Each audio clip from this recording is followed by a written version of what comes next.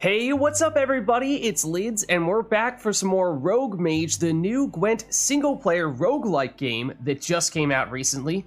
And, well, today we are actually streaming rather than going straight to YouTube. We technically have a tiny little backlog in YouTube, so, we won't talk about how our previous run ended to avoid spoilers there. For those of you who are watching this directly on YouTube, then you, of course, already know. But, let us hop in.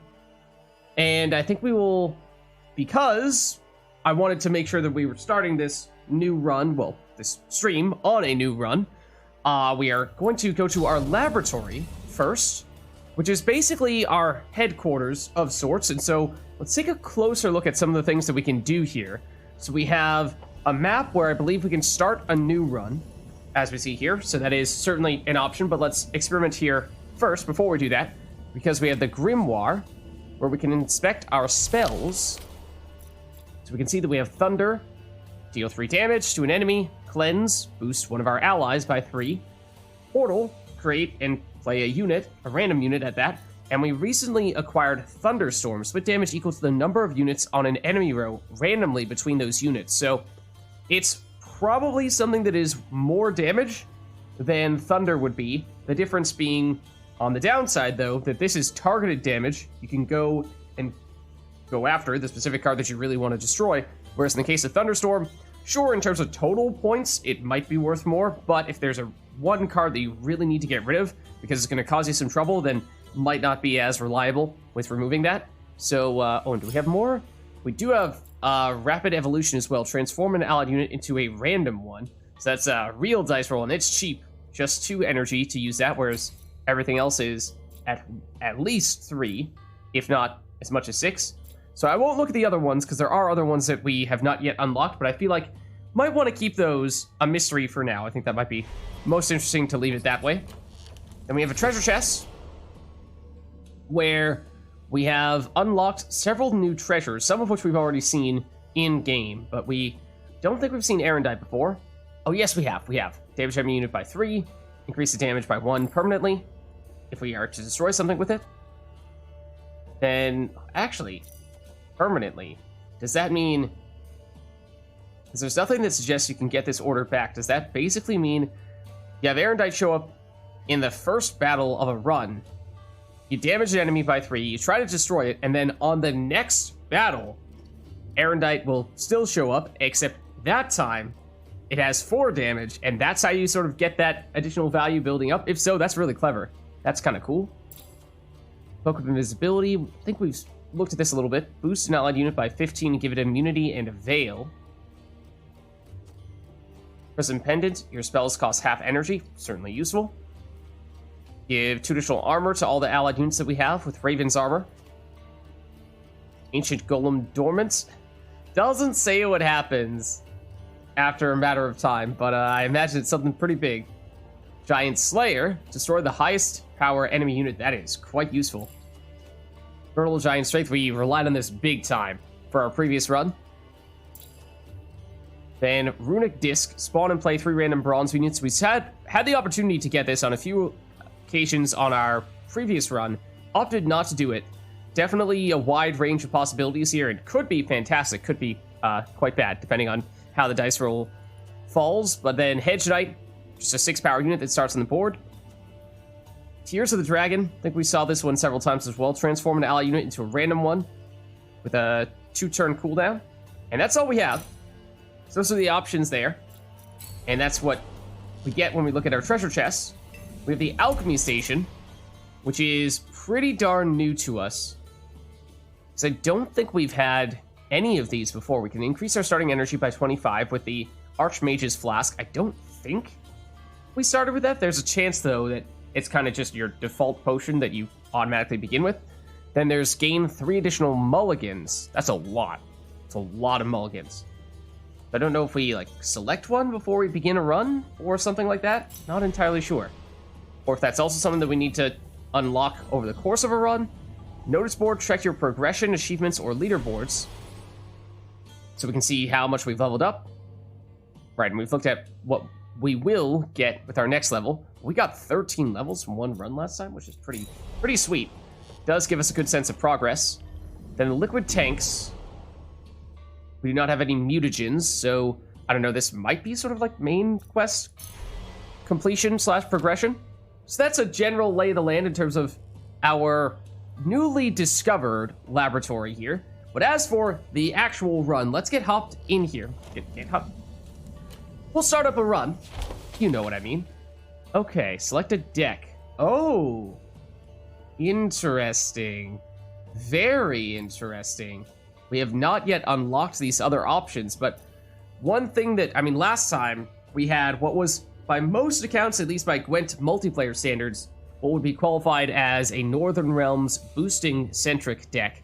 And we, for the most part, embraced that. There were a few times where we could switch out or upgrade cards that went in a slightly different direction, but it does mean that, for the most part, when we're playing this type of deck, we want to double down on those boosts and cards that benefit from receiving boosts.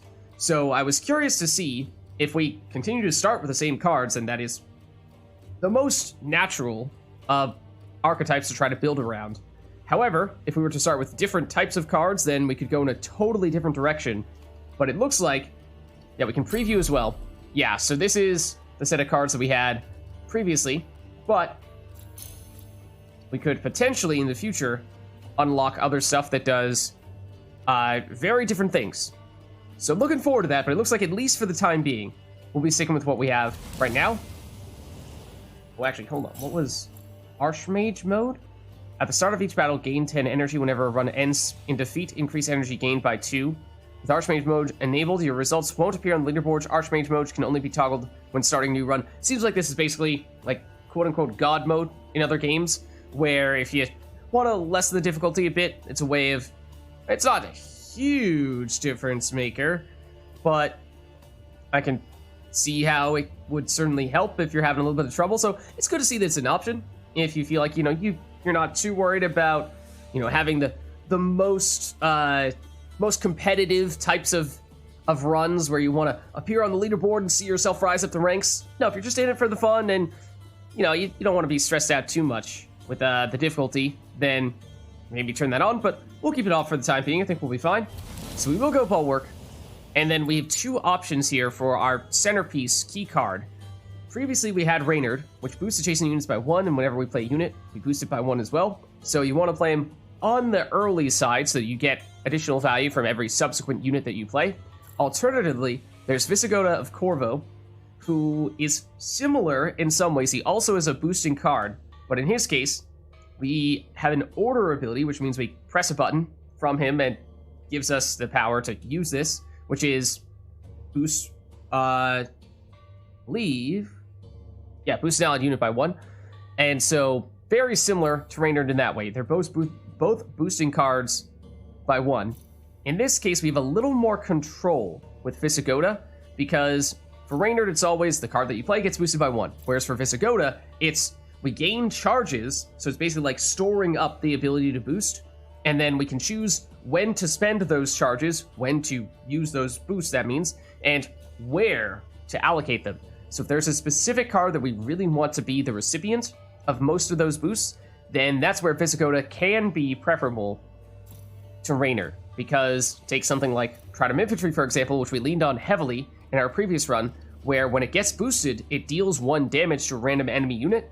If you apply a bunch of boosts to something like Trident Infantry, then you're gonna get a bunch of additional damage that you would not get from Reynard, because Reynard would be, rather than always boosting Trident Infantry, it would be spreading it around to a bunch of different cards that in some cases don't have that same type of benefit when they get that boost. So for that reason, I think we will go Visigoda, and it is one of my favorite cards from Gwent multiplayer. It's a very similar ability in Gwent multiplayer, so one of the very first cards legendary cards from Gwent multiplayer that I unlocked, and so I definitely played many early decks centered around this exact combo. Visigoda, Trident Infantry, and Temerian Drummer, and Anna Stranger that we saw in our previous run a little bit. So I'm looking forward to turning back the clocks a bit and reliving what was my early Gwent multiplayer experience. So I'm looking forward to that. Let's go with Visigoda. Okay, and it looks like, okay, these are our various steps along the way. So yeah, deck-defining cards that you choose between at the start of your run.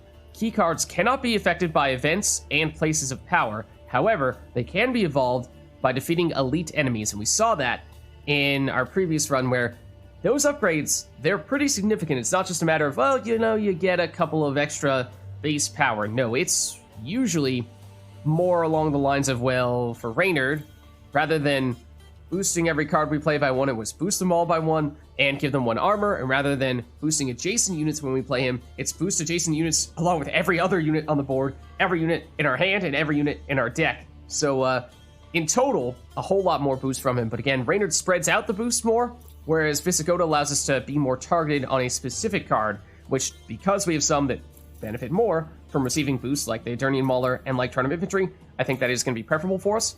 So let's go that route. Now, okay, we can select spells. I was curious to see, when we saw that we unlocked additional spells, does that just mean that we have a larger array of options during the run itself, or do we need to narrow down at some point in time? It looks like we do need to do that. So I'm thinking our starting spells gave us a nice variety where we can damage an opposing unit if there is a card that we really want to get rid of. Now, 3 damage is oftentimes not quite enough to make that happen. We needed a little more damage coming from some other card, so still helpful to have this, but if we could find a way to get slightly more out of it, then that'd be great. Cleanse for the 3 power boost usually was, I mean, well, we used it a lot, in fact, in order to continue to power up cards like Trident of Infantry and Eternian Mauler, and then we used the, Girdle of something strength to double the power of a card, and so that meant that if we were increasing his power from Cleanse, then it was that much bigger of a play when we doubled those cards with the Girdle of Immense Strength. So that's nice, I think, to have this combination of damage and boost, and also protects a card if there's something that you really want to stay on the board but it's getting close to getting destroyed. So I do like that. And then we also had Portal, which was our most expensive but potentially most valuable option by a considerable margin. There were certainly times when this was giving us far more than 3 points of value that we were getting from these guys. So I do like this flexibility we have. Damage your opponent, boost yourself, and a little more of a wild card, but much higher potential. So the only thing that I could potentially see us swapping out would be maybe, rather than Thunder, going for Thunder Storm, because it could be more damage in total. So if we're talking about just outscoring our opponent, then it's good for that. But if there is a specific card that you really need to target, then this is probably still better, because although the damage might be lower, it will focus in on one specific unit, whereas this is totally random, the split. And so you might not even touch the card that you're trying to dispose of. So we might honestly just stick with what we had. I feel like this is really well-rounded, and we maybe don't want to mess with it too much. Rapid Evolution is, it's kind of a silly one, but there is a chance. There is definitely still a chance for this to work. I'm just not sure it necessarily is the most logical of choices, along with the deck that we're doing right now.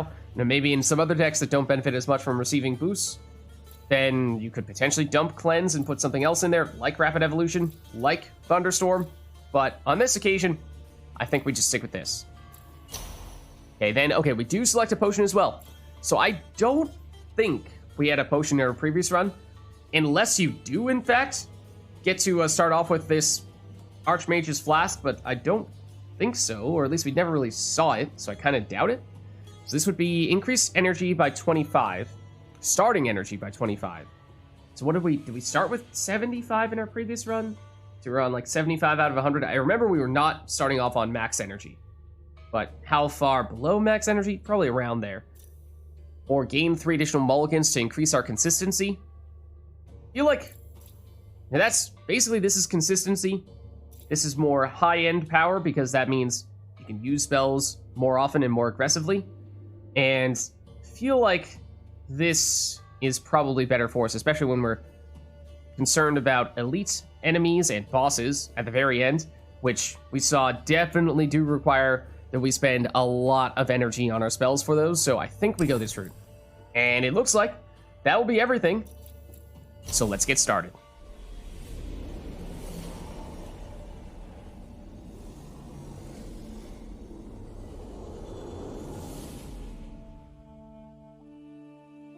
Okay. That's our boss. Some kind of fire monster of some variety. Okay. And so if we're planning things out here, let's see, take a little look at the lay of the land. definitely getting a treasure chest first. I think that's what we saw last time as well. I mean, it's a good way to get things started without having to risk too much just yet. There are a ton of elite battles at the very beginning here, which I think is, in some ways, it's a good thing. If you can manage to defeat the elite enemy, getting that upgrade to your key card early could be really game-changing, potentially. And what I like about this one is, as we were recently saying, the elite battles tend to require that you spend a lot of energy to pull them off. And so that means having a place of power immediately afterward, a place where we could potentially restore our energy, would definitely be useful. Okay, I think we might have started with that potion last time, because we have 75 right now, and I think we started with 75 last time. So starting with 50 feels like that is a difficult amount to begin with. So yeah, I'm thinking we go treasure, random event here, elite battle, test ourselves early. And then I guess depending on how we're doing energy-wise, we could go, I assume we'll go to the place of power to restore energy there, although if we do really well and don't need to spend a lot of energy, we could try this event instead. I mean, then again, could just take the other bonus from the place of power rather than the energy restoration. Then we'll have a normal battle after that, and then we have another opportunity to potentially restore energy before another elite battle. That would be, I mean, it's definitely a lot of early elite battles. We were just talking about how that might be significant, so it'd be a challenge, but it could pay off big time toward the end. Alternatively, if we're not feeling great about our state of energy, it might actually be better to go events here, normal battle, treasure, place of power, and now we're getting probably a fair bit ahead of ourselves, but I think we will go for this, then this, then this, to start things off. So we'll start with the treasure. Oh no, we started the battle, actually. Okay, it's Gladiator. Stench of fear. I knows it well. Okay, so of course, I guess we had the prequel, or the, introductory battle in our first run. So we are in some ways repeating that here, or, getting the equivalent of that here. So we have the Eternity Modeler, we have the Trident of Infantry, both of which are cards that we like to be the recipients of our boosts. Now, having both of them, it's not great, because then we can only direct boost to one of them, or at least chances are we're only going to be able to direct boost towards one of them. What does this guy do?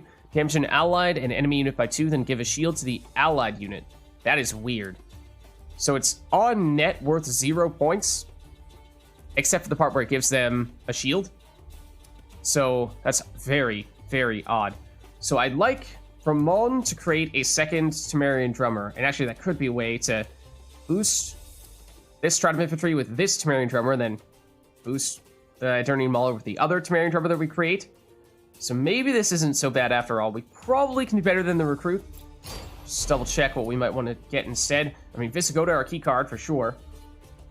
Stennis for a big burst of boosts. Zoltan, not bad for boosts either. Yeah. I think the Recruit is one of, if not our weakest card. And there is Visigoda. Okay, so definitely want to use him. So the thing about Visigoda is the earlier you play him, the more charges he will get, and therefore the more power he will get, or the more charges he can get to distribute those boosts. So technically we probably want to play him first. Though he is on 5 power, he's a little bit vulnerable to getting destroyed. We do have one more mulligan, but I think we're fine here. So in multiplayer Gwent, he has this same ability, and that's very, very powerful. The downside is that in multiplayer Gwent, he has only 3 starting power, so he's quite vulnerable to getting destroyed. At 5 power, he is safer, but seeing as how they have at least 2 damage they can deal on their first turn here, we need to be mindful of that. So I think what we'll do here is maybe we'll play Visigoda first. Another battle, another entry in the Chronicles. And we don't have anything to boost with this order ability yet, because we need other cards on the board to do that. He can't boost himself with it. That is the one restriction there. But I think in order to make sure that he does not get immediately destroyed, because that would be catastrophic, we'll use one spell here to cleanse him. And at 8 power, it should be pretty hard for them to destroy him. And then by our next turn, we'll be doing things like probably playing Ramon to get more cards out here, potentially including a Temerian Drummer, which could then boost up Visigoda, making it much harder for them to destroy. So he will gain charges every time we play a card and every time they play a card. Okay, this is going to be an interesting card, assuming that they do. What the heck? They do damage it, and that is why we boosted Visigoda. Because he was, what, on 8 before, right? And so he just took 5 points of damage, which would have been just enough to destroy him. That's why we boosted him. That's why we boosted him. So, the Redanian Knight, normally, if it has armor, that's what Barricade means, it would get boosted at the end of their turn. When it loses all of its armor, though, it moves to the other row and damages the highest power unit by 3. So, they got 3 damage from that, and they got 2 damage from their Gladiator Leader ability, and that's how they got the 5 that would have killed Visigoda had it not been for the boost that we also applied there. So, that was a one-time thing. This is on cooldown, so theoretically, Visigoda is safer on this turn. Maybe still not particularly safe at 3 power, but I think what we're looking for here is probably still Ramon, because with him, we can create a copy of Temerian Drummer and use that, at least for the time being, to boost up Visigoda at the end of our turn, so that will get him to a 4, where he's slightly more difficult for them to destroy, and then we can use Visigoda's charges now, because we have other units that we can boost. So we could power up this Temerian Drummer, or this Ramon, and then Temerian Drummer has significantly more long-term value than Ramon does. Now, we could save up these charges, depends how greedy we want to be. If we use them all right now, that's a safe way of going, because if he gets destroyed on our next turn, or on their next turn, then obviously there's no chance to use those charges anymore. However, if he does survive, then we can use those charges to boost a different unit that benefits more from receiving them, such as Trident Infantry or the Eternian Mauler. So we'll use some of them to boost up Temerian Drummer, but maybe we'll leave it at that. Again, you could make a case for boosting up Visigoda in order to make sure that he doesn't get destroyed here. Given how these abilities are on cooldown, we know they're probably not going to have as much damage, but it does. I'm getting the sense this is going to be a damage deck. So you know what? I think he's important. He is our key card, and if we make sure that he stays alive here, he can get very, very powerful. So I think we'll just make sure that we're keeping him safe early. Okay, that's going to be a boosting card. Windhelm. Down with the mirror. So he starts with a shield, and every turn that he has a shield on, he'll get boosted by 2. So we want to try to remove that shield as quickly as possible, and one way to make that happen would be by throwing down a Temerian, or rather a Trident Infantry now, put it next to our Temerian Drummer, and now this will boost him by 1 at the end of our turn. Both of these guys have shields, so they're going to completely mitigate the first round of damage, but if we use these charges now, we can get rid of that shield, and we really want to get rid of this one, though. There we go. So now you are no longer going to get boosted by 2 every turn. We could destroy you altogether, which, I mean, you're not really doing anything anymore, so it's not a huge deal. Neither are you unless you get a shield back, which we've learned that the Gladiator can and will do that on their next turn, just not entirely sure who they're going to target with that. So I think we'll use him. We'll use the charges here, because this is the card we were waiting for, the one that we really want to direct those boosts toward. Okay, we got rid of you. We don't really want you to get a shield back. Prince Anses is incredibly powerful. Ooh, that was close. That was close. So Anses damages a unit by 4. And so that was almost enough to destroy Visigoda. They are targeting Visigoda. So again, the AI is way, way smarter for Rogue Mage than it is for Gwent multiplayer teams. What's up, Size Matters? How are you? How's it going? Good to see some Gwent people stopping by.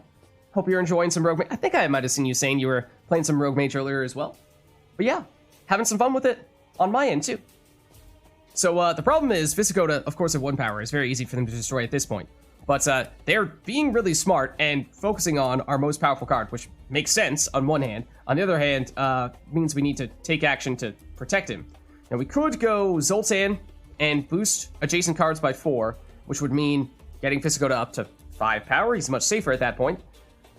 Technically, long-term, the best option would be getting a Temerian Drummer down here as early as possible, because 1 point per turn means the earlier we can make that start, the more value that's going to add up to being. So that's would be nice, but I'm not sure we can afford that luxury right now. I think it is more important that we keep Visigoda alive, because Visigoda is worth, if he survives, a minimum of 2 boosts per turn, whereas you are 1 boost per turn. You're basically a supercharged Temerian Drummer, because he gets a charge every time we play a card and every time our opponent plays a card. So that's why it's usually 2, sometimes even more than that, charges that we gain every turn. We'd like to get rid of Windhelm so he doesn't get a shield back at some point, because boosting a unit, it does go in Windhelm. Okay.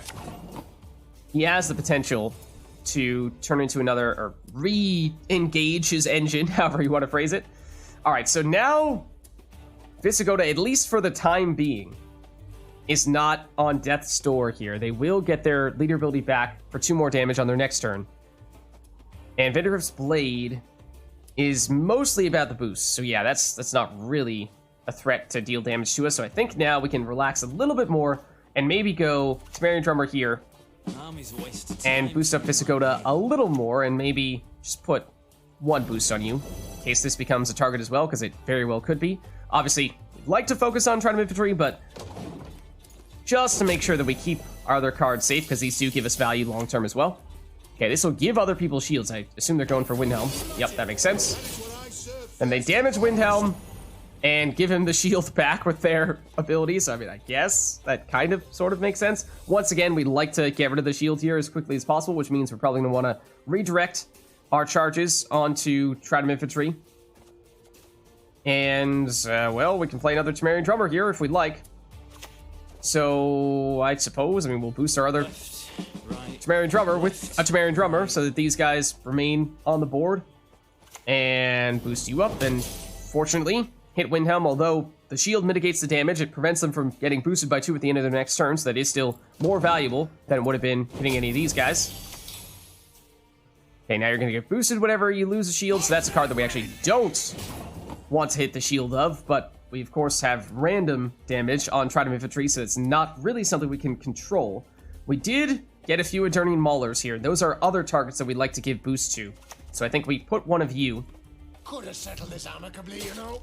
Next to a Temerian Drummer, where you're gonna gain more power on your damaging order ability. And so, especially given how we don't really want to target this guy with damage, let's instead focus more on the damage that we can use on a specific target by focusing on boosting you.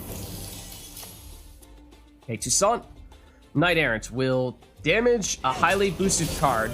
Okay, they did get rid of Visigoda with that. Well done, but the thing about Visigoda is, the longer he stays on the board, the more effective he is. We had him on there for a fairly long time, so we got good value out of him. Would have liked, of course, to have had him on the board for the entirety of this match, but I think at this point, for the most part, he's done what he was there to do.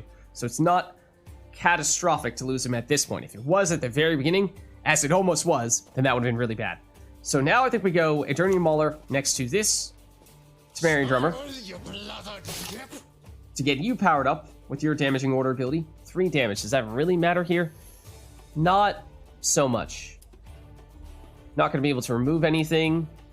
And if we can at some point remove Windhelm to remove that threat of him potentially regaining the shield, and at that point he gets more boosted up every turn, that would be nice, but we have a lot of ground to make up if we're going to try to make that happen. Okay, Mad Charge. Boost an allied unit by 6 and give it armor as well. And, well, now it is pretty darn difficult to get rid of Windhelm, and with that armor, it's probably just more efficient that we go after someone else instead. So, now I think we'll go Recruit, because he can boost one of these Maulers. It's probably the best target, and then give a boost to unit in our hand, which will end up being Stennis. So, let's do this. New orders? No? And again, we could target Trident Infantry, but this is going to deal random damage, and it actually, Trident Infantry damages enemies by 1 every time he gets boosted, regardless of how big that boost is. So that means, for him, it doesn't matter if it's a 1-point boost or if it's a 3 power boost, he's still only dealing 1 damage. So that's why Visigoda, the card that we had at the beginning of the match, is so great for him, because it's a bunch of 1 power boosts. So that really maximizes his damage. On the other hand, the Eternian Maulers, they just care about the total number of boosts. So if we were to give 3 boosts it's 1 damage for trying to move 3. If we give 3 boost to an Eternian Mauler, it's 3 points of damage. So it's actually more valuable with this big chunk of boost to give it to the Eternian Mauler instead. So for that reason, I think we will target, I mean, either of them really, but this gives us a bigger chunk. 7 points of damage plus 2 is 9, which is still not enough to destroy Windhelm, certainly not through that armor. So not any great targets for it right now, in which case we might still wait to power these up a little bit more on our next turn, and with Stennis we can make that happen to an even greater degree. And they have damage here, and they are targeting both Eternian Maulers actually, which is smart. Again, makes sense. But we have a very big lead here, and I think we'll go melee row Stennis. Let's just see what we're going to want to target here. 6 damage. Yes, it's going to be the Artificer. It's a little bit overkill. That means that we'll probably want to boost you with Stennis. And that gets you up to, should be 5 damage on that. I mean, then it's going to be overkill on this Centurion Knight. So that's the risk with loading up on damage, is sometimes you're going to get overkill damage. Fear is a commoner's trait. And, you know, you're not going to get quite the full value out of it, but I think it's still close enough that with this large lead that we have here, there's not much that would threaten us. And boost one of their cards by 4. They turn Windhelm back into an engine with the shield, but doesn't matter. We'll still take the win. Alright. So that's how we'll get things started here. First battle. Not so bad. We can either add cards to the deck or remove cards to the deck. I think what we want to do is just learning from our previous experience. I think the best way to go about it is add cards at the beginning of a run and try to get something good. And toward the end of the run, if you start to flood your deck with cards that you don't really like, that's where you're looking to remove things. So I think for that reason, we try to add here and see what our options will be. Ooh. So we've also learned that the glowingness around a card determines how much higher their base power is than usual. So no glow means that 4 base power is what the Small Blood Priest would normally start with. At the end of your turn, damage unit to the right by 1, then boost self by 2. So you're reducing your power by 1, but you're also increasing it by 2. On net, you're gaining 1 point every turn, similar to many of the other cards that we have in our deck, like Temerian Drummer and Trident Infantry if it gets boosted. Prophet Lebiota gives shields when you play a unit next to it, which, I mean, if we were using what our opponent was just using for their deck, which was a very shield-centric deck, then Lebiota would make sense, but not the best fit for what we're trying to do. Then we have the Heme Flaminica, which, with the gold aura around it, means that it is much, much higher base power than usual. It's what, the grayish aura is +1, blue is +2, purple is +3, and this yellowish gold means +4, so she'd usually be a 6 power unit. Now she's a 10. At the end of your turn, heal all other units on this row by 1. So if we're taking damage, she can heal off that damage. Now we aren't really doing that all that regularly. This would actually be a great card to combine with the Small Blood Priest, because you know you're going to damage your own units here, and this way you know you can heal off that damage.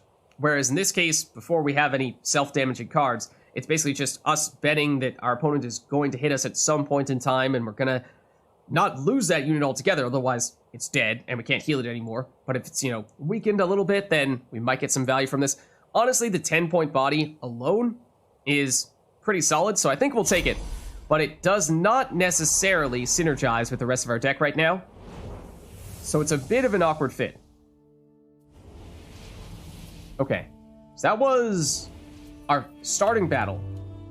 Now we have treasure chests, and I think we were planning on going here, and then, assuming that all goes well, into the elite battle. We did spend a bit of energy in that first encounter, I think 6 precisely, which is not a huge number, so I don't think that dissuades us from doing this elite battle, but remember, there's another elite battle that might be following soon behind it. So that one, we'll definitely want to gauge how we're feeling at that point in time, but first it's treasure chest.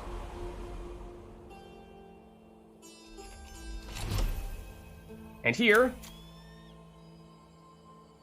we see some of the other cards, some of the ones that we just unlocked, most notably Cloak of Invisibility. So a 15-point boost is a lot. Yes, it gives a card immunity, which means our opponent cannot directly target it, and Veil, which means that our opponent cannot give, or we can't even give, additional statuses to that card. So basically, as the name of Cloak Invisibility would suggest, it more or less boosts this card and makes it almost impossible for it to get destroyed. So if we have a card that we really want to conceal, then that's useful. Honestly, something like Visigoda could be quite useful. I mean, we don't care about directing the boost on him so much, other than just that it helps protect him, but more so the part of immunity and Veil, making it so that our opponent can't shut him down. That is really nice. So that's tempting for that reason. If we have specifically Visigoda in our hand, then he's a great target for it. Alternatively, in our previous run, we relied very, very heavily on Girdle of Giant Strength. This was basically our most important card in our deck because we can use this on a highly boosted Trident Infantry or Eternian Mauler to double the value of those cards, and at times it meant we were getting 50 power units or something along those lines, which is pretty sweet. Pretty sweet. So both of these fit well. We did get a Hedge Knight in our previous run as well, and that was not as inspiring. So I think that's probably not the direction we're going to go in here. And maybe we try... Well, Cloak of Invisibility, the thing is, it also prevents us from targeting the card on our side with our own abilities. So if we can't really put this on, for example, Trident Infantry, because if we did, then, I mean, we could, and it'd get a 15-point boost, which is not bad. But it would mean that if we played Visigoda, Visigoda would not be able to give boosts to Trident Infantry, so that'd be kind of an issue. The Temerian Drummers technically don't need to target a card in order to boost it, they just need to be next to it, so those would still work. But Visigoda would not, so it's a little bit of a risk there that we need to be careful of. Probably be a more natural fit on the Eternian Mauler, where just giving it the 15-point boost also means that it's still getting a very powerful order ability, and as we were saying previously, that directly translates to more damage for the Mauler, whereas for Trident Infantry, giving it a 15-point boost in one big chunk means just one additional damage, which is not great additional value. So I think we'll try Cloak of Invisibility in large part because it's new, but we definitely would like to see Girdle of Strength later on as well. Okay, so, and that is significant because, of course, we are looking at an elite battle coming up very soon. But we'll hop into this event now. In our previous run, when we had some events, they almost all went negatively. Or at least, if they were positive, had a significant downside to them. So, hoping for a little more luck this time around. Let's see. Merchant in Need. Taking a shortcut from the main roadway, you come across a merchant who, unfortunately for him, had the same idea. With his heavy cart now stuck in a bog, he waves his arms and hollers, pleading for help. So here's the thing. If we help him, we have no idea what's going to happen. I mean, we lose 10 energy, yes, but is there any upside to this at all? Do we get a Good Samaritan badge and then we move on our way and nothing else really happens? We just feel good about ourselves? I feel like, you know, if we weren't about to go into an elite fight, then I'd be more willing to make the sacrifice right now. But we are going to need our energy in large quantities quite soon. And in fact, after this elite battle, we might have another elite battle soon thereafter. So it's not the best time to be playing games with our energy here. But I am also interested to see what happens. And in the name of science, we'll do it. Let's see. You use your magic to hoist the cart from the watery muck and place it on solid ground. However, in your haste, you accidentally damage some of the wares. No matter, the merchant says, just happy to have his cart back in one piece. As gratitude for your assistance, he lets you pick anything you want from his cart for free. Okay, let's see. We have a card, Great Oak, 8 power, damage an enemy unit by the number of cards to the left, then boosts up by the number of cards to the right. That is exactly the same as it is in Gwent multiplayer, and it is very, very strong in Gwent multiplayer as a finisher. And that is something that our starting deck lacks a bit, because we have so many engines, cards that start off weak, but gain value over time. That means that they're great if we play them at the beginning of the round, but at the end of the round, they don't have time to gain that value. So having something to just slam at the end of the round that can give us a bunch of points quickly, it's definitely something that can cover for weakness. We also saw Morkvarg Heart of Terror in our previous run, and more situational. if our opponent has a very highly boosted card, then this is a way to get rid of all of those boosts, which is a very nifty thing to have, but sometimes, depending on our opponent's deck, that might do little to nothing at all.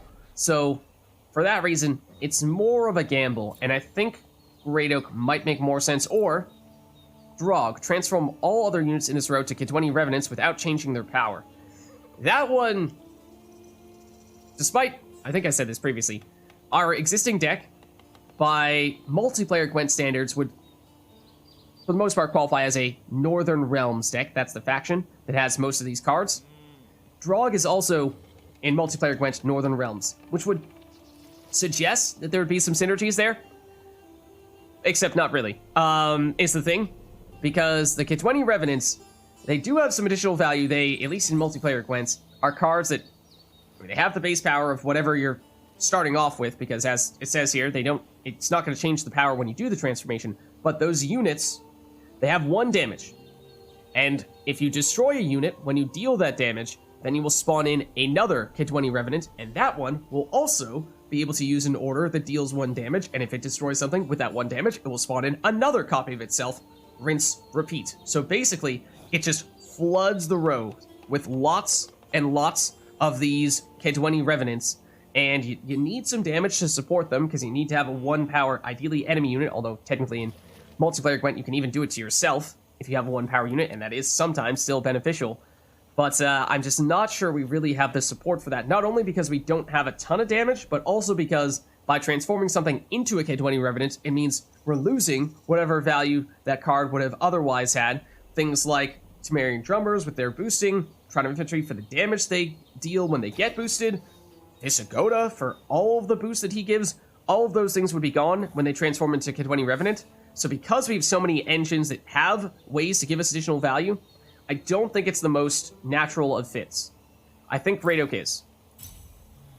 The merchant thanks you one last time, then heads back toward the main roadway. Okay, so was it worth the 10 energy to get what could be a very strong addition to our deck? Long term, definitely. Short term, it all depends on if we still have enough energy to take on this elite. Because, I mean, if we wanted to, we could duck out, go to the northern route to a normal battle instead.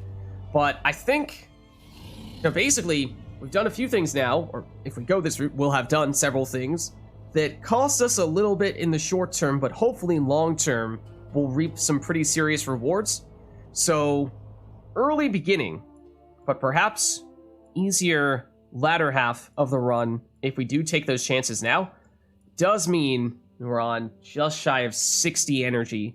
We might end up using the vast majority of that in this encounter, and then at most we can get back, I believe it's 20 from this place of power, so it's gonna be a little iffy going into this one. I mean, we would potentially have another place of power here just before it, so we'll see. I think we will still do it, but we might end up using most of our energy right here, right now. Alright, it's the Mountain King dude.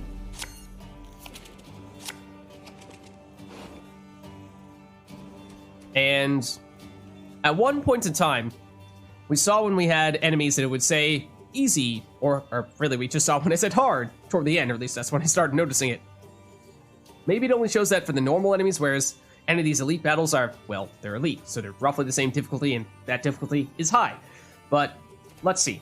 So your deal is boost all units in your hand and deck by 1, cooldown 2, so that's going to add up a lot over time. So at the beginning, might not be a huge factor, but towards the end, the cards that they finish with are going to have a ton of boosts on them. This would be a good situation for the card we were talking about before, Morkvar Card of Terror, destroy or damaging an enemy unit until it is below its starting power. So what are we looking at here, though? We do have some damage with One-Eyed Betsy, although we don't have much in the way of ways to synergize with that card. So that's, a little iffy. Temerian Drummer plus Trident Infantry is, of course, a fantastic combo, and we can use Ramon to get a second Temerian Drummer, which is probably the direction we would want to go. I'm thinking we mulligan this recruit and get another Temerian Drummer. Okay, I mean, that is a lot of boosts. And then One-Eyed Betsy, is it good enough to go for here? I mean, we would love to have something like Visagoda. Okay, it's an Eternian Mauler, which is another potential, and now we have several potential targets for our boost. Technically, we can create 3 Temerian Drummers, the 2 in hand, and then the 1 that we get through Ramon. So that means we have 1 Temerian Drummer per card that we'd like to receive those boosts. So that is saying something, but I think we're going to get aggressive here. We're going to go Ramon first and use him to get this Temerian Drummer. But because we can only use 1 spell per turn, and I'm anticipating that we're gonna need some to beat this guy, I think we want to do this early, and I think we go Portal. It's our most expensive spell, but it has the most long-term potential, because if we get something that generates value over time and we get it on our first turn, that could be huge. Okay, so let's see what we get here.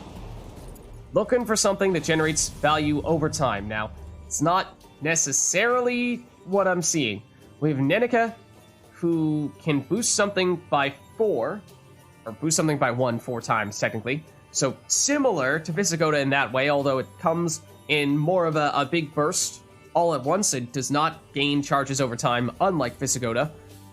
So Synthesis here has immunity, so our opponent cannot directly target her, which, I mean, if we get a bunch of boosts on her, then having a big unit that our opponent cannot go after is kind of nice, but otherwise it's mostly just for the 8 starting power. So in terms of direct pointage, it's not ideal. Then we have Ida, who, depending on what row we play her in, will do something different. The Purification means remove a status, which at the moment, I'm not sure that we have any cards on the board that have a status. No, so that is quite literally not going to do anything. Range row, however, give Vitality for 4 turns. And Vitality is the opposite of Bleed. It gives us 1 boost at the end of our turn for whatever the duration of the Vitality is. So 4 turns here, total of 4 boosts over the course of 4 turns. That's 9 points of value. Whereas this is also 9 points of value, although this is 1 point per turn. This could be getting all that value immediately if we wanted to. So what we'd like to do here, I think, would be Nekker, and then ideally she lives for 1 turn without us using any of these orders. We play a Trident Infantry, and that becomes the recipient of all of those boosts, because that gives us much more ways to boost up this Trident Infantry and deal damage every time that we do. So that's the ideal situation. We'll put it here Again. next to Temerian Drummer so that she gets boosted up to a 6, where I'm hoping that means that they can't remove her. But we're about to find out. Okay, that's hand boosting. Business for me. At least it is in multiplayer. Yeah. So again, it seems like their strategy is all about, toward the end of the round, or they're going to start weak, but toward the end of the round, every card that they play is going to get bigger and bigger and bigger. Okay, so I think now it's time for Trident Infantry. And we use you right here, where you're going to get boosted from Temerian Drummer. That's going to be 1 boost and 1 damage per turn from those boosts. But now we can go and use Nekker and get additional value from all of those boosts. We're so close to having enough power to remove you, because this is going to deal 1 damage. And then if we went with a Cleanse, that'd give us 1 more boost on you, so 1 more damage. This would drop down to a 1. Still not quite there, though. I mean, again, I think if we're expecting that we're going to need to use a lot of energy in this encounter, the earlier we spend it, the better, because, I mean, it didn't really work out this way for Nekker. It was not very time-sensitive for her, but it could be for other cards that we get. So I think we still get aggressive, because this is the time to do that, I think. Okay, and speaking of which, we do have some cards that generate value over time here, so does make sense to play them as early as possible. In the case of Redanian Knight, we just saw one of our previous opponents use this, where at the end of the turn, it gets boosted by 1. So 1 point per turn. It starts off at 1 power, which is a little painful, but over the course of the entire match, will get decent value. And if it loses all of its armor, then it will damage the highest enemy by 3, so that's a little bit of extra value that way. This is also 1 point per turn. Damages one of our cards by 1, though, in the process. Now, this is the card that we were saying could work well with the Aimee Fleminica that we acquired recently. Now, are we going to draw into this because it's not in our hand right now? Don't know. If we don't, then we run the risk of actually destroying one of our cards here and actually putting it next to Ramon, he would tank 2 rounds of damage with his armor. So that's not a terrible thing. That actually means we'd get 2 points per turn for the first couple of turns, and then once Ramon actually starts taking damage, it's down to 1 point, or on net 1 point per turn.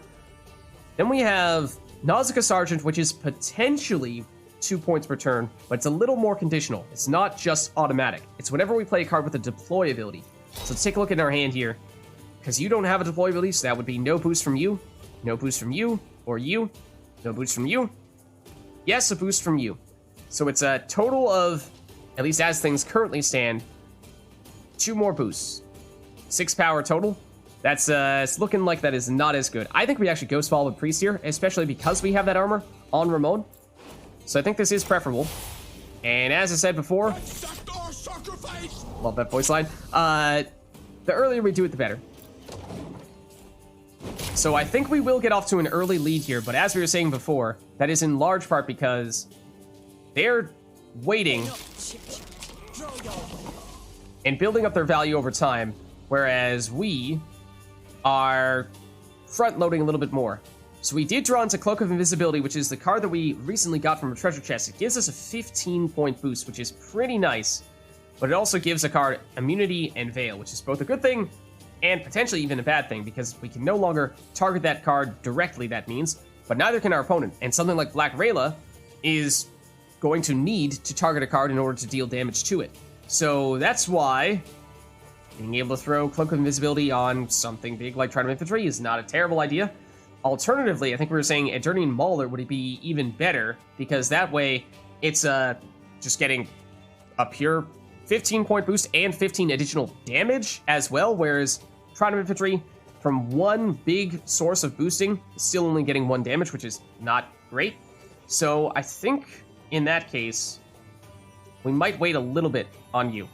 And I think what we'll do is that means we'll go Temerian Drummer here, because this gains value over time. Next turn, we'll play an Eternian Mauler to receive the boost from said Temerian Drummer, and then we'll put the Cloak of Invisibility, or technically this is not time sensitive, because it does not gain more value if we play it early, so we should actually load up on Temerian Drummers as early as possible, but we'll see about that. So I think, and then again, if we want to use another portal, then we should probably see what we're going to get from that. We'll do it one more time. And then that might be sufficient, at least for a while here. Okay. Ooh. Well, I love Ennistranger. This is one of my favorite combos. Ennistranger plus Temerian Drummer, because that way you can create what I like to call a boosting pocket, where when Ennistranger is inspired, meaning when she's above her base power, so if she's 5, 6, or higher power, then she will boost not only on her right side like a Temerian Drummer does, but also on her left side. So what you do is you put a Temerian Drummer to the left, Ennistranger on the right, and then if you slide in a card in between those two, it's getting boosted by both the Temerian Drummer and by Ennistranger simultaneously, which is 2 boosts per turn on a card like Trident Infantry is amazing value. Or alternatively, Eternian Mauler, also quite good. So I think that is exactly what we're looking for here. We play you, and then we're going to play the Temerian Drummer from our hand, and that's going to create this boosting pocket in between them. Now, they might use Black Rayla to target Ennistranger. That would probably be the best card for them to go after. If they do, I think next turn we're going to go Eternian Mauler in between, in this boosting pocket here, and put the Cloak of Invisibility on the Eternian Mauler on our next turn, and we might even use just the Cleanse to help protect, or at least keep Ennistranger inspired. That's the plan. In theory, that's the plan. Also, she's no longer inspired, so that means 1 less damage from Black Rayla, so that's also a nice thing. Okay, we draw into Stennis, which gives us a big burst of points. So I think we still go Eternian Mauler here. It does mean that the Temerian Drummer is no longer boosting Ennistranger. She will not be inspired unless we do jump in here with a Cleanse. So that's what I was saying, was that might be necessary here, because now we do have the proper boosting pocket where Temerian Drummer boosts a card to the left, or rather to the right. So that's 1 boost from you. And Ennistranger is going to boost on both sides of her because she's inspired. So you're receiving 2 sources of boosts So you're going to get pretty big pretty quickly. And they're still going after Anna Strenger, but she's, for the moment, still inspired. So that's good. What is this? This is not a card from multiplayer Gwent. I have no idea what it is. They're going after Anna Strenger. Again, it's the right move. Oh, but the Flaminica healing, which is relevant here, to power back up Anna Strenger and Ramon, who's taking the damage from the Svalbard Priest, remember. So what is your deal? Thrive 3? What? That's huge. Deploy damage enemy by 3 whenever this unit's Thrive is triggered. Damage a random enemy by 3. That is an incredibly powerful card. So remember, Thrive means that if they play a card that is bigger than this, then it gets boosted by the number specified here. So it gets boosted by 3. Usually it's just Thrive 1.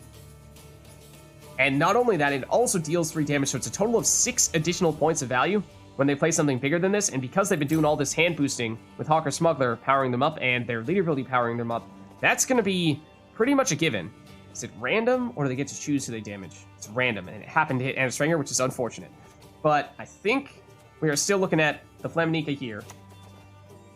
And we shouldn't disrupt our boosting pockets. And technically, this is not a... Still want you to be next to that. Don't want to put anyone in between you guys.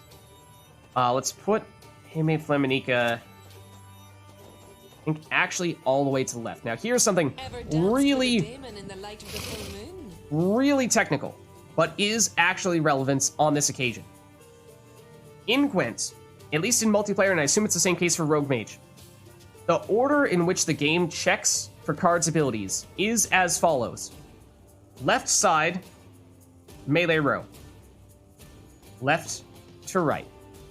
Range row, left side, left to right. What does that mean?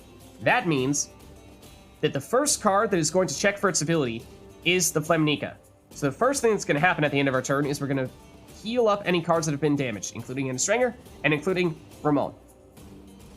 Then it's going to do the Temerian Drummer boost. Then it's going to do this Temerian Drummer boost.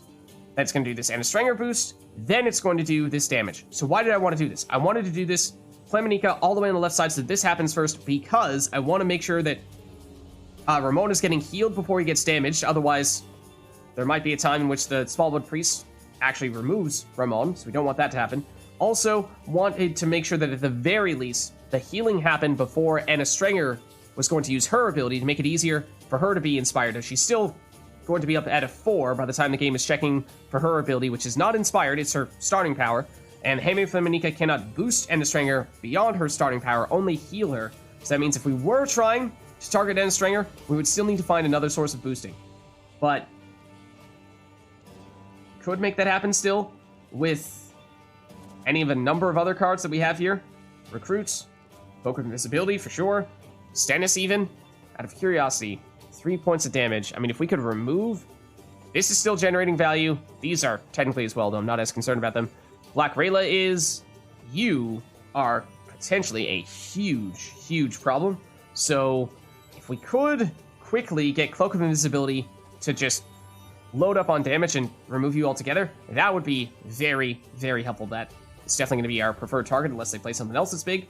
But we've already taken our turn here in terms of playing our card unless we use a leader ability charge to inspire Anna Strenger, which we could do.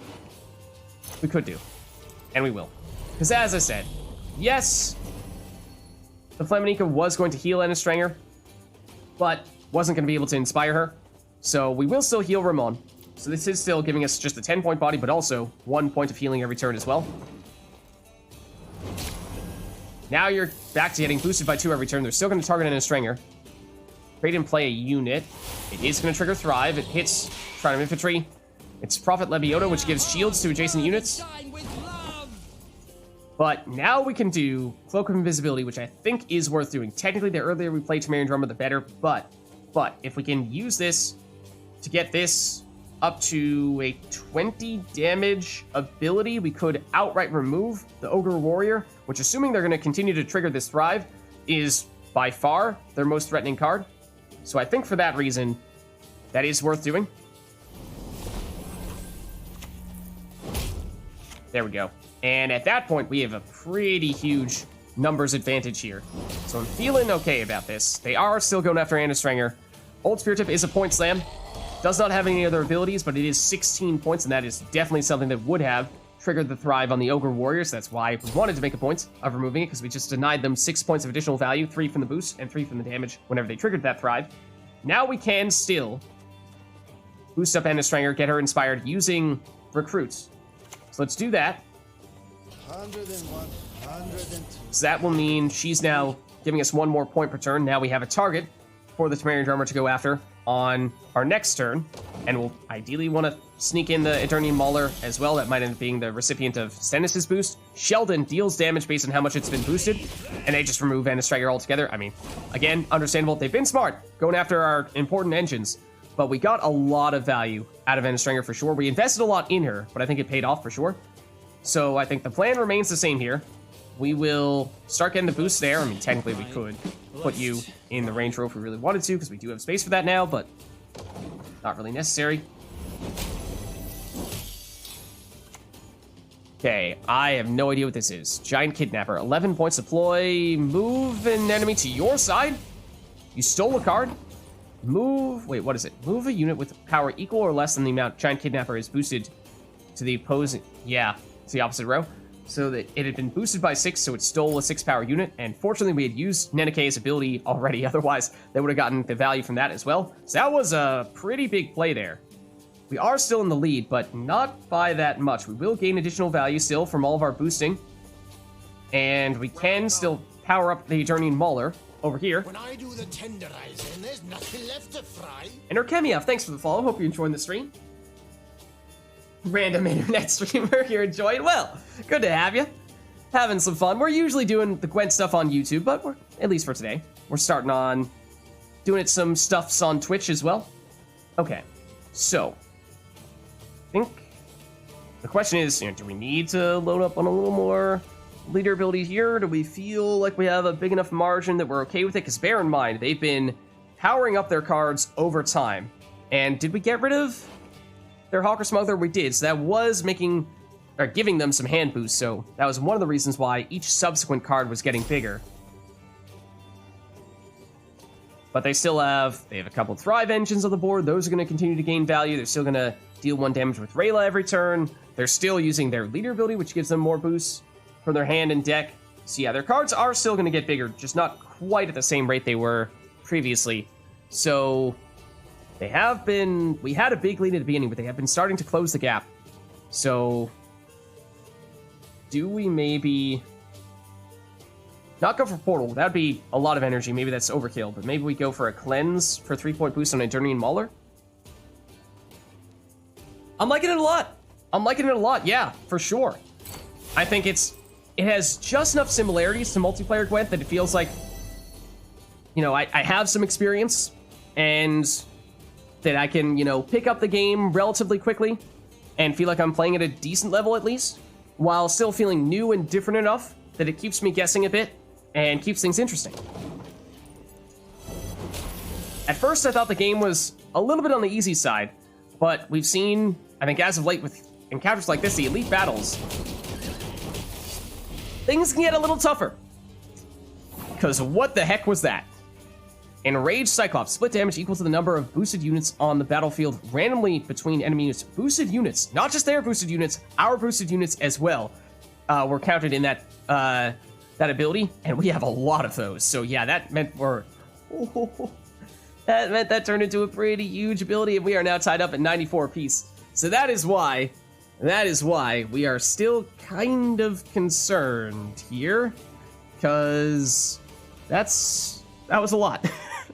That was a lot. And we only have 1 turn left here. They only have 1 turn left, but we know that last card is probably their biggest yet. So we need to be very, very careful right now. We're probably about to play Stennis, melee row, get 4-point boost on Eternian Mauler, which at that point he'll have 7 damage. So we could, destroy you would be maximum value, I think. Yes, Rayla still will deal 1 damage on their turn, but that's still 5 points of value versus 7, so that is preferable to go after you.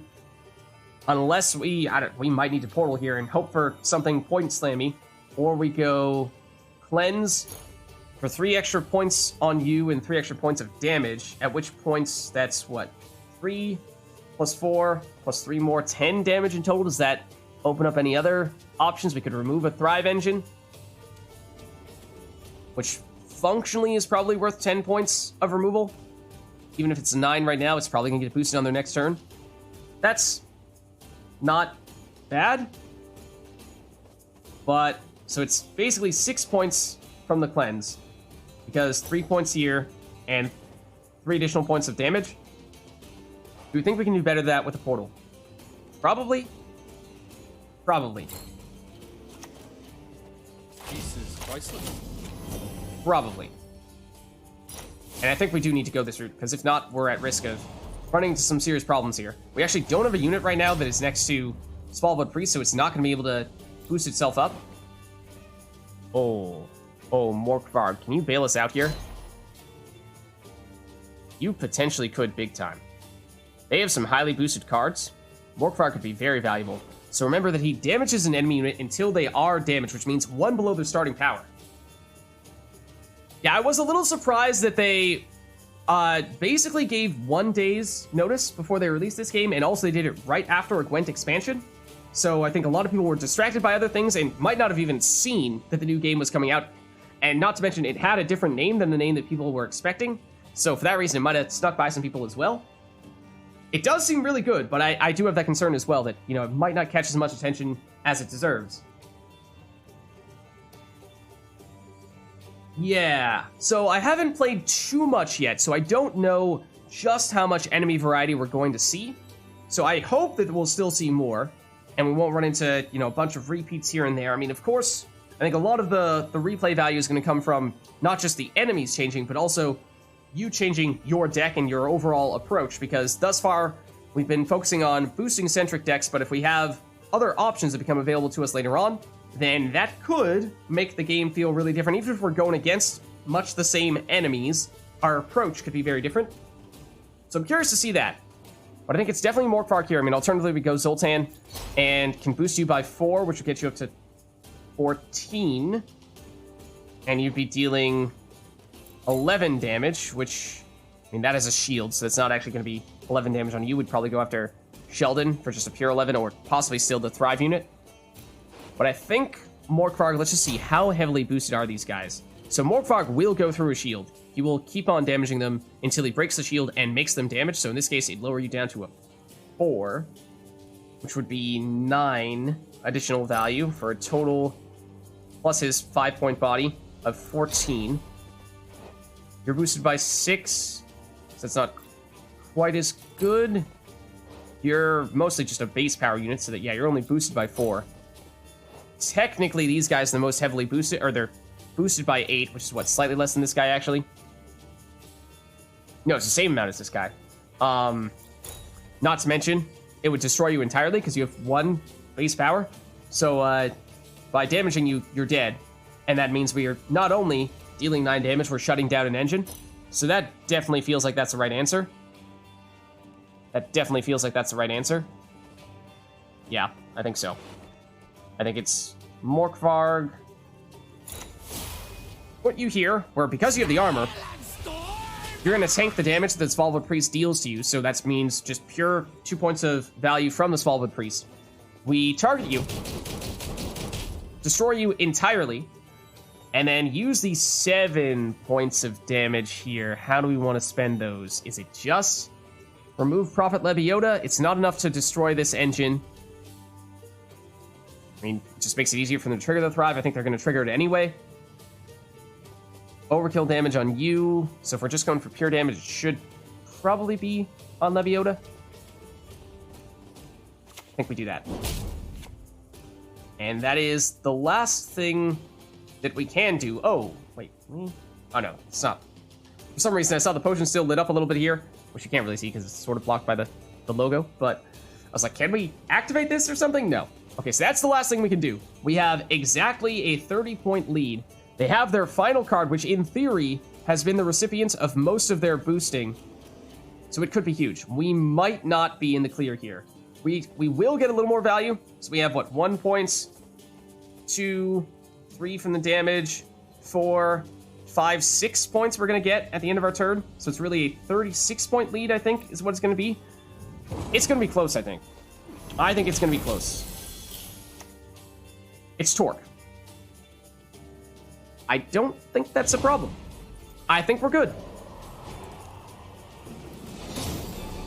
31 different enemies. Hard to contextualize that.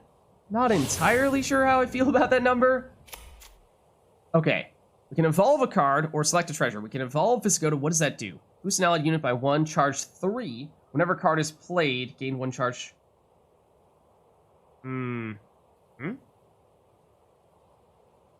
Boost an allied unit by... Is it really that he only gets 2 additional starting charges?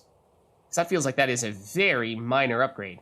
Compared to what we saw previously, when we had Reynard as our key card and we upgraded him, he got way more new value from that. Am I missing something here? Seal, we had that before. Boost an allied unit by 1, had that before. Charge 3 is the difference. Whenever a card is played, gain 1 charge. Beat to evolve it further. I am very, very underwhelmed by that. I had high hopes. I was hoping that it was going to be the order ability turns into boost an allied unit by 2, and then it would be amazing. But that is not the case. I am very underwhelmed. That is 2 additional points. And yes, it lowers the risk of playing Visigoda to a certain extent because the greatest risk with him is that when you play him, it immediately gets answered, destroyed, and so all you're getting is that initial, what would usually be 1 charge of boosts, or in this case, you're at least getting 3 boosts. So the low end of Visigoda, the floor, is raised, but I was looking for a ceiling raiser, if you will, to extend the metaphor, where his high-end potential gets much higher, and that is not what we're seeing here. So for that reason, I am disappointed.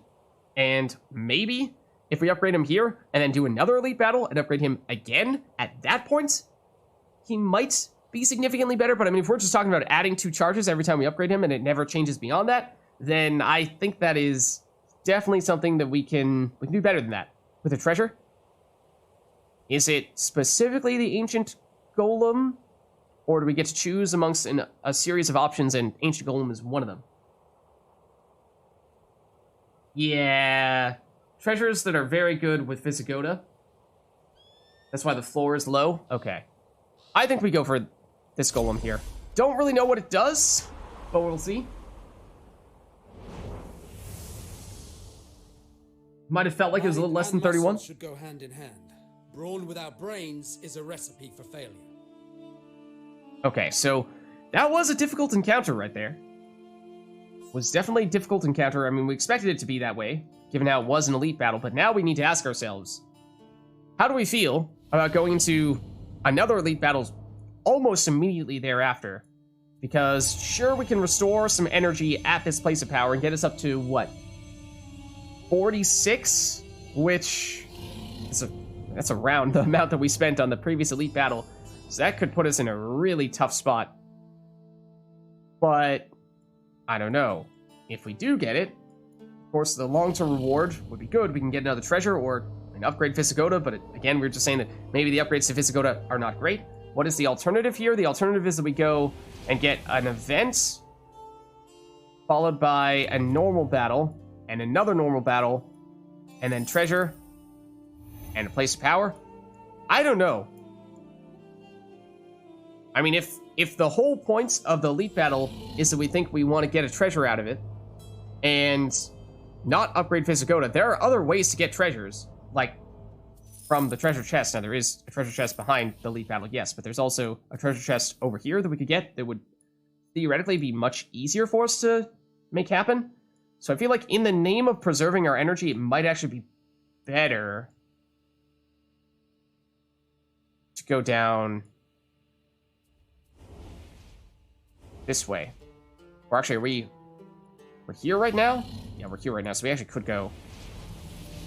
Oh, we have 2 hold on, we have 2 opportunities to get energy back. Okay, we'll go to this place of power, we'll probably restore energy, we'll see what happens at this battle, and depending on how we're feeling, energy-wise, we might still feel okay about taking on that elite enemy. We can duplicate a card. Now, what would we duplicate? Trident Infantry, maybe? To have another recipient, go-to recipient for our boost. I doubt we're allowed to duplicate Visigoda, since he's our key card. Otherwise, I mean, I think given how we are currently at a shortage of energy, and we know we might need a lot of energy soon. I think we really need to go this route. It feels a little repetitive, so it's hard to see the variety. Yeah, I haven't quite reached that point yet. I'm hoping it'll take a little while before I get there. But we'll see. We'll see. So that was the place of power. Now we have no choice but to go to this normal battle. So we'll take this one on. Fallen Hero. Reclaim my honor.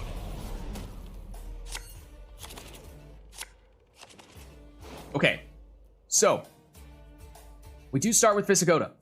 He is a great card. We also start with the Cloak of Invisibility, which could be an option to give immunity and Veil to Visigoda so that they can't mess with him. I mean, technically he's not really a great target of boosts, but that ability to just prevent him from getting targeted is really useful.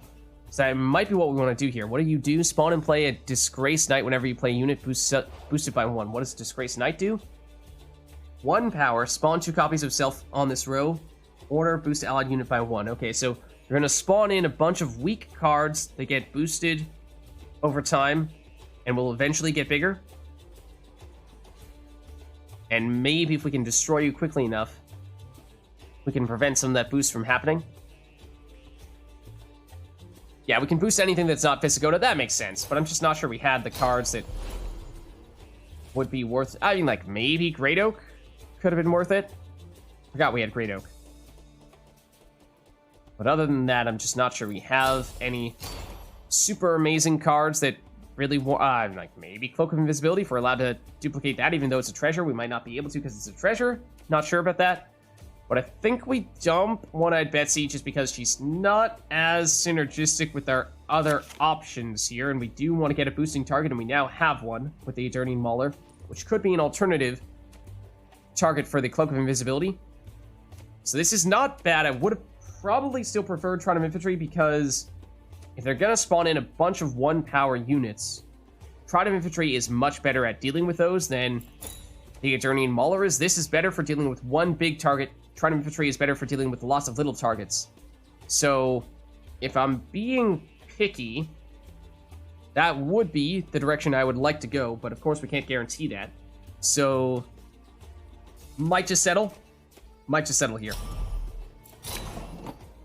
Okay, and we don't draw... I was gonna say, if we draw into Temerian Drummer, that'd be great. Now, we did pick up this Ancient Golem Dormant, and I have no idea what it does, but it sounds like after a certain amount of time, it's going to like evolve into a powerful unit or something like that, but it's just going to take a little bit before that happens.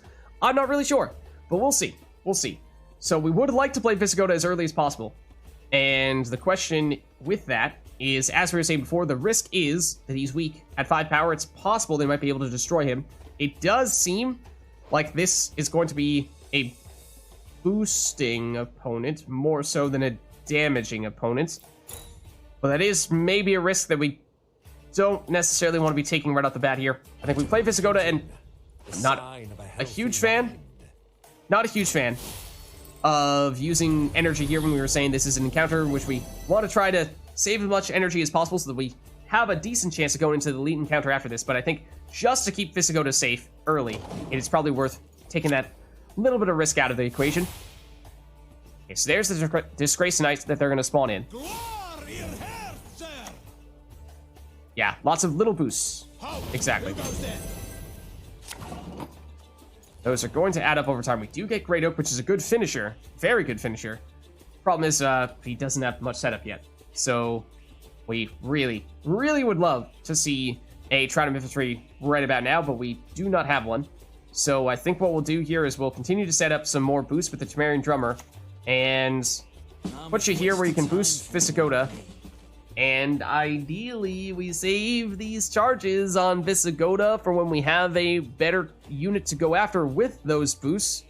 That potentially being Eternian Mauler, or if we do draw into Temerian Drummer, it would be that. But we're really hoping we can make that happen. And these guys are going to start small, but they are going to gain value over time. Now, here is the transformation. Ancient Golem Awakened. 12 power and immunity, so they can't target him. Okay. Black Rayla. Now they have damage. But we do too. So that's 2 damage per turn. And we can use the Trident Infantry. Can they only do this once? Oh, they can only do that once. Okay, I thought they were going to do this like every other turn or something like that, and that it was just going to scale like crazy eventually. So they did end up getting the value out of it. We got Trident Infantry one turn too late, unfortunately. So that does kind of stink. But in that case...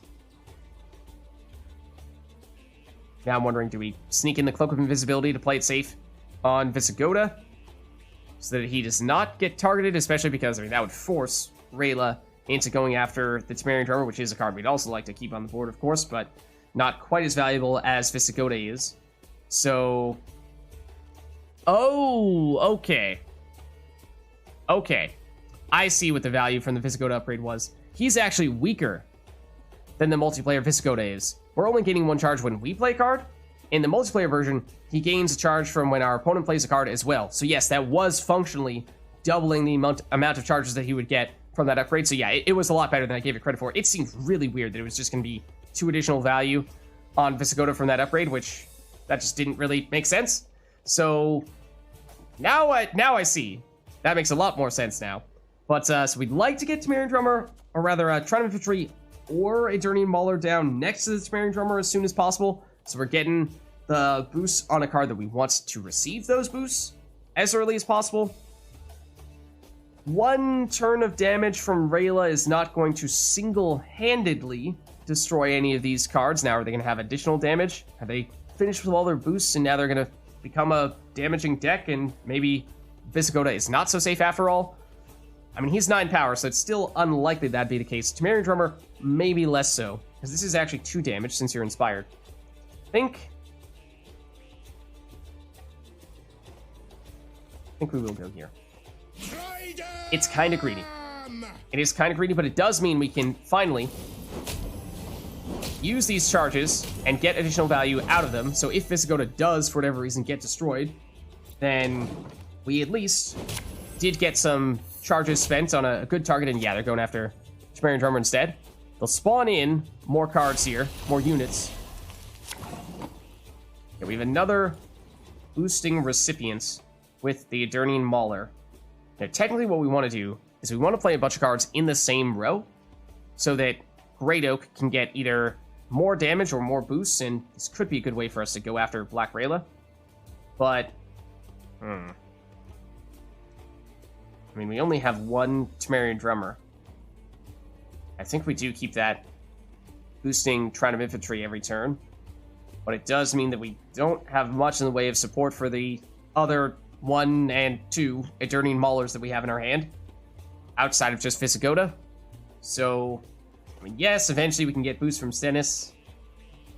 Yes, we're still playing you next, though, because nothing is time-sensitive other than if you want to give Cloak of Invisibility to Visigoda, but I think we've established that that is not currently who they are targeting. Ask questions later.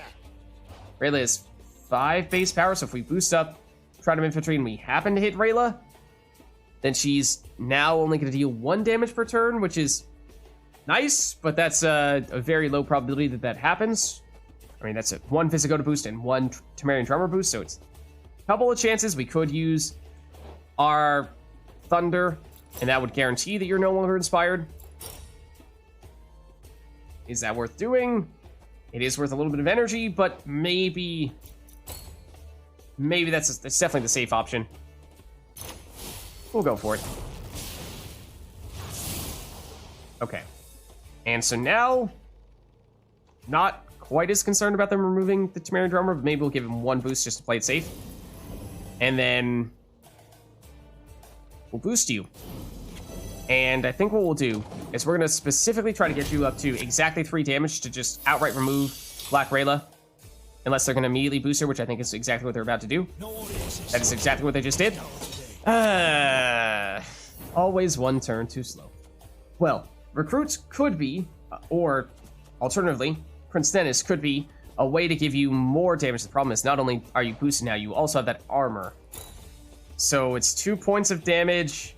Getting 4 more turns it into 6 points of damage. You're functionally a 9 right now. Can get you up to 7 with Visigoda. Still not enough. If we go Cloak of Invisibility, it is certainly enough at that point, but at that point it's overkill. That might be something we want to do with our last Eternian Mauler, because we won't have a lot of time to get boosts on him from other sources. So, do have, where are you? One-Eyed Betsy, which against an armored unit means 6 damage. Drops it down to what? Gets rid of all the armor, and then 3. Oh, it's so, actually, oh, we can make that, we can remove you on this turn. We go Betsy. That gives a charge to Visigoda, which we use on the Mauler, and that means 3 damage to get rid of Rayla. Okay, I like that.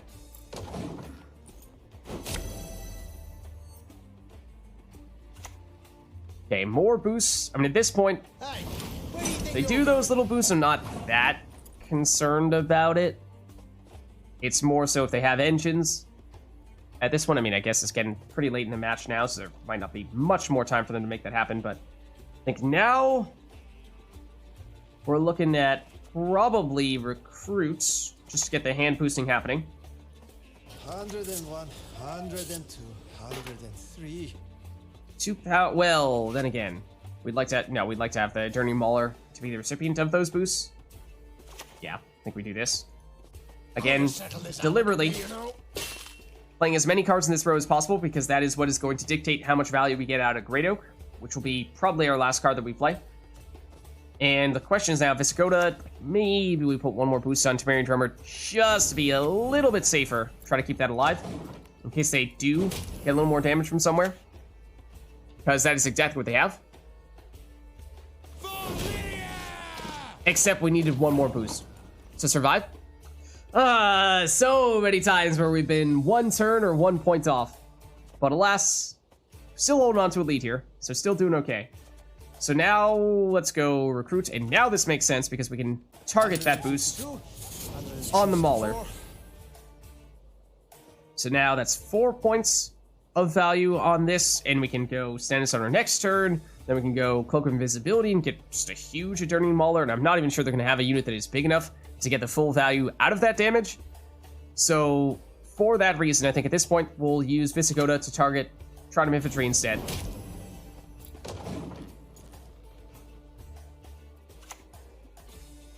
Selkirk. Card that we immediately want to destroy, because he duels. That's a little bit complicated. The simple answer as to what that does is it deals damage to us. The more complicated answer is that first, he's going to take his power and use that to damage one of our cards. If it does not destroy one of our cards, then our card hits him back for how much power it has. Then they keep on fighting back and forth. Selkirk hits, we hit. Selkirk hits, we hit, until one of the cards gets destroyed. But because Selkirk hits first, that means that he is reducing the power of our unit by 6, which makes it way more likely that he wins that duel. So what we'd like to do is just get rid of this guy, because it is so good at getting rid of tall cards like this Trident Infantry, or possibly even this Eternian Mauler could be what they go after. So that means we want to have the damage on the Mauler sufficient to destroy this Selkirk immediately. And so Cloak of Invisibility certainly does that. Stennis gets you up to 7, which is actually also enough. Then again, if we can place Stennis in the range row, then we're getting a 1 more power out of this Great Oak. So that does mean that maybe it is worth going Cloak of Invisibility here. And we do place Stennis in the range row on our next turn, so that way it is overkill damage.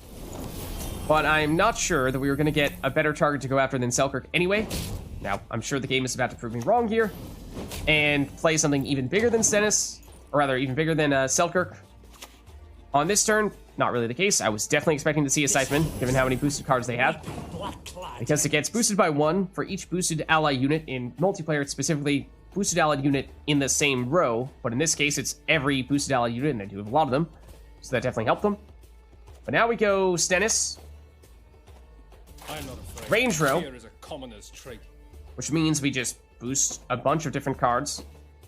And it should definitely be Trident Infantry is one of them. And do this as well, because you are now the only card that we have that creates additional value when it gets boosted.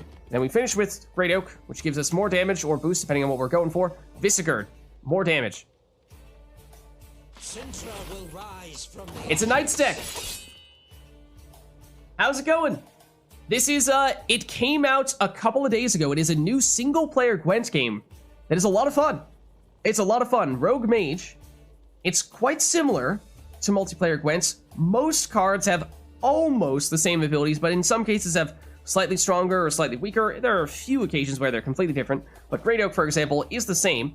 Damage an enemy unit by the number of units, or by the number of cards to the left of Great Oak. So if we play him all the way over here, he has a bunch of cards left, he deals tons of damage. If we play him all the way on this side, he gets boosted by all these units over here. But what we want to do is definitely use him to destroy Visigurd, because Visigurd gains charges based on the number of boosted allied units. And so it's another card that gains power the more boosted cards they have, and they have a lot. 1, 2, 3, 4, 5, 6, 7. Plus his starting charge, so 8 damage total on the next turn if we don't remove him. So we definitely want to use Great Oak to remove you. And we did set this up for this very purpose, so that's good. I just always need to double check which side is boosting, which side is damaging. So damage based on the number of cards to the left, which means we want to play Great Oak on the right, so that we have all this source of damage. So we need 6 cards to the left of 1, 2, 3, 4, 5, 6, which technically means we play Great Oak in between these two, and we get just enough damage to remove you while still getting 1 extra point of boost. If I did the math correctly. And I did. Okay, good. We can also get a little boost there. And we could use a spell here, but I'm liking the way things are looking because we have denied them basically all of their finishers thus far. So I don't think they're going to be able to catch us. Famous last words. Okay, it's another boost, but definitely not going to be enough to catch us. So we'll hold on for the win.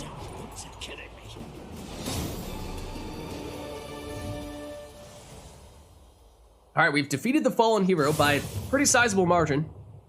We spent a little bit of energy to make it happen, but not a lot. So of course we'll gauge how we're feeling later on to see if we seem as though we're in a good enough place to take on an elite enemy after this. We may be, we may not be. So we can add to a deck, we can remove from the deck. I think we're still early enough in the run that we're wanting to add.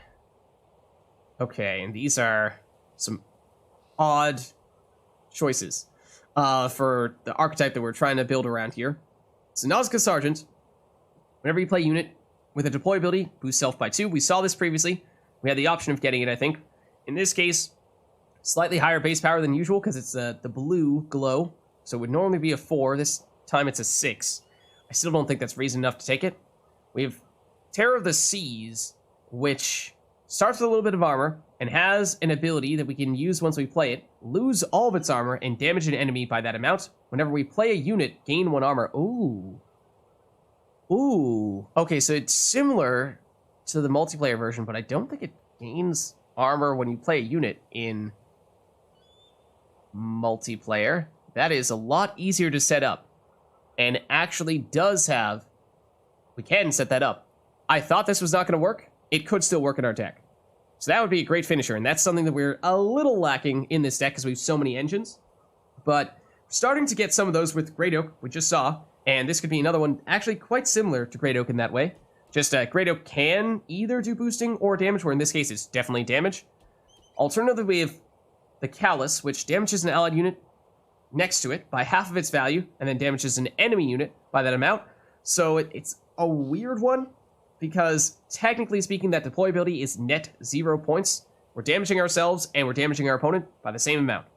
Get a 10-point body on the board, which is still a decent amount, but what you really need for this guy is to have cards that benefit from getting damaged, which we don't really have. That is, in many ways, an entirely separate archetype that we are not doing at all. So I think this is, despite being another rare option with higher base power, not a good fit for us. I think this is the right option. So that's definitely an interesting addition. And it does make our deck a little bit stronger. And so now we see our map once again, and we can choose which direction we want to go in. And this is the key decision, I think, because we have 2 options here. A place of power, which we can use to restore some energy. Right now we're on 40 out of 100. If we go this route, that means we are forced into going to elite battle after that, and that is going to be difficult. We went into one previously, and we used most of our energy in the process. Now, it was probably around 60, maybe slightly less than that we spent to win that one. Our deck is theoretically a little bit stronger now, so maybe that bodes well for us if we do go that route. Maybe we can still make it happen. Alternatively, we go south, we get an event, normal battle, treasure chest, place of power, significantly easier. Definitely significantly easier. The thing is, we don't get the opportunity to upgrade our key card, and I definitely undersold the value of the Visigoda upgrade previously, because I did not read the fine print of the current iteration of Visigoda. I assumed that he was as powerful as his multiplayer version. He is not. Once you upgrade him with the Elite Battle, he does become as powerful as the multiplayer version, actually a little bit stronger. So, that is tempting. For that reason, I think we give it a shot. I'm thinking we give it a shot. I mean, that's a lot of decent options here still. Like, sure, you're not getting the ability to upgrade Visigoda, but still getting the event. I mean, that's a bit of a dice roll. Don't know what we're getting out of that, but couple of normal battles. It's not a huge risk, but a treasure chest could be very good. And another place of power could be good.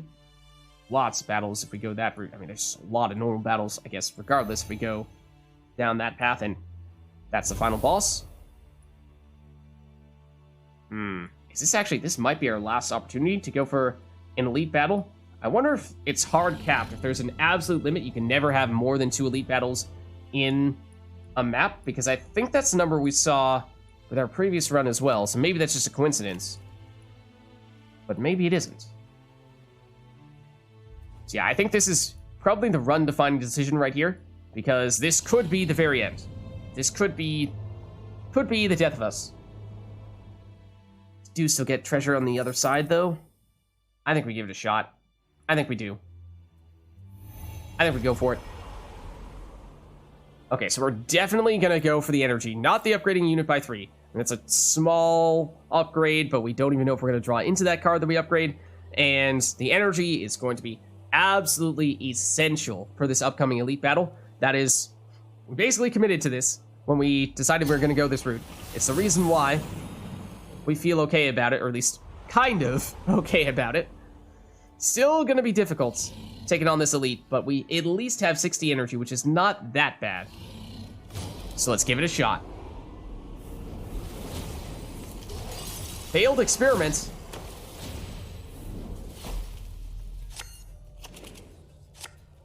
And there's some plot significance to this one, it feels like. Failed experiment alpha. At the start of your turn, mutates. No idea what that's going to mean. I guess we're going to go from alpha to beta to, I mean, who knows? But, okay, what do we have in our hand? And that's really hard to plan around, of course. So I have no idea what this is going to turn into. Are they going to get boosts? Are they going to get damage? Who knows? Not I. We have Great Oak, which is a good finisher. We have Eternity Mauler, which is a good target for our boosts. Recruit is a way to boost him, as is Zoltan. We can create another recruit using Ramon. We could potentially make another Eternity Mauler, but that's probably not as valuable to us. I think we're still dumping the recruit and looking for something like a Temerian Drummer. Ideally, we'd like a better long-term booster. The Flaminica for the healing, I mean, it is good, but it's not the essential archetype type of card that we're looking for here. We have a target for boosts, and we want to give it boosts. You can heal, but that's not the same as boosting. Technically, that means right now Ramon could only create another Eternity Mauler and nothing else.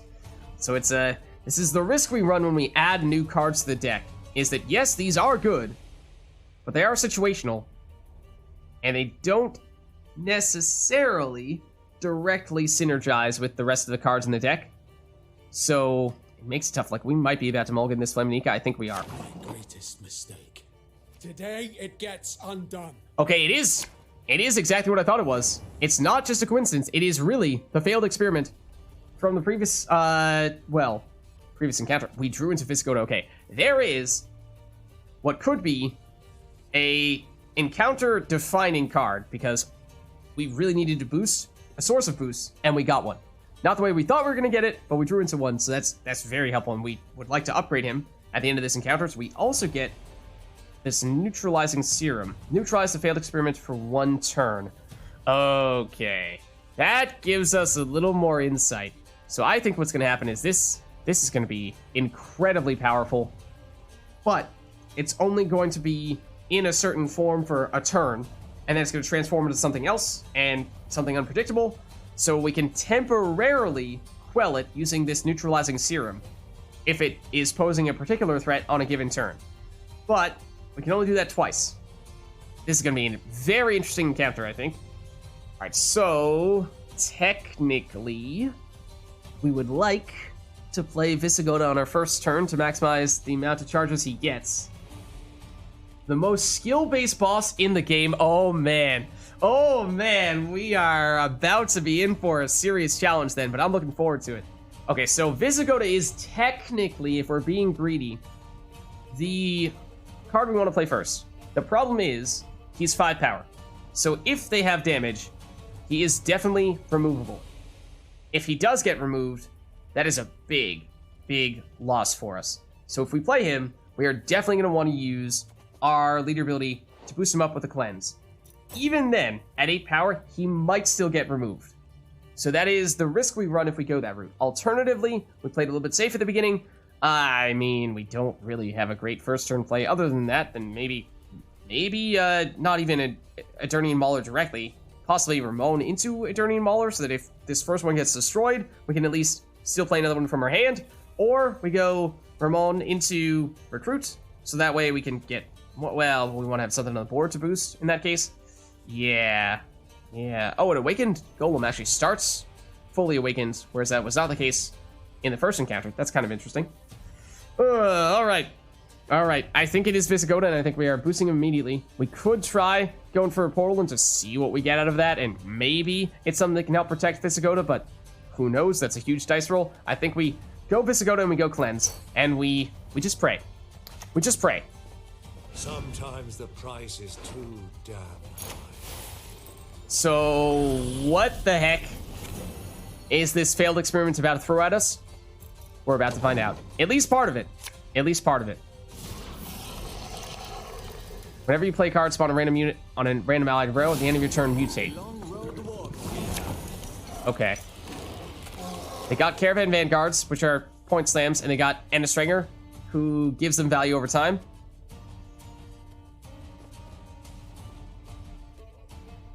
Oh, by a random amount. Okay, I mean, it's not super threatening, but then again, no idea how large that number can be. I mean, is the range like 1 to 100? In which case, they get a 97-point boost, and yeah, we're definitely gonna lose. If they get a 1 point or 3-point boost, we can probably live. We would also like to shut down Ennestranger as soon as possible, or at least make sure that she does not get inspired. So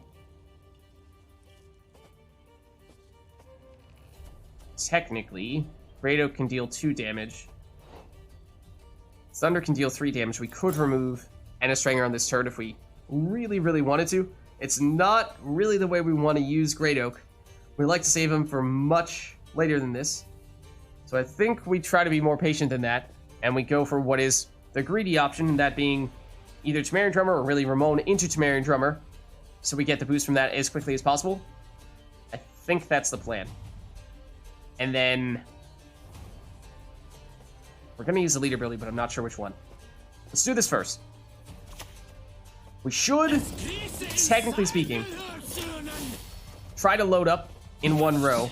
Right, left, right. Which will make the Great Oak more effective when we do choose to play it. Like right now, we've already played the card from our hand, so we can't do this, but it would have enough damage to remove Ennestranger. I guess if we had gone Portal, we might have gotten enough cards in this row that if we finish with Great Oak, we might have had the damage, but still, we'd like to finish with Great Oak. But I think question now is basically, do you do the damage? It's not going to be enough to destroy her. She's definitely not going to be inspired. Very unlikely to be inspired, though.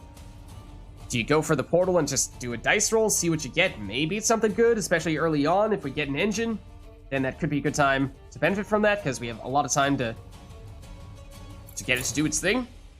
I think we do that. I think we take our chances here on the portal. And we see what we get. Not thrilled. Not thrilled.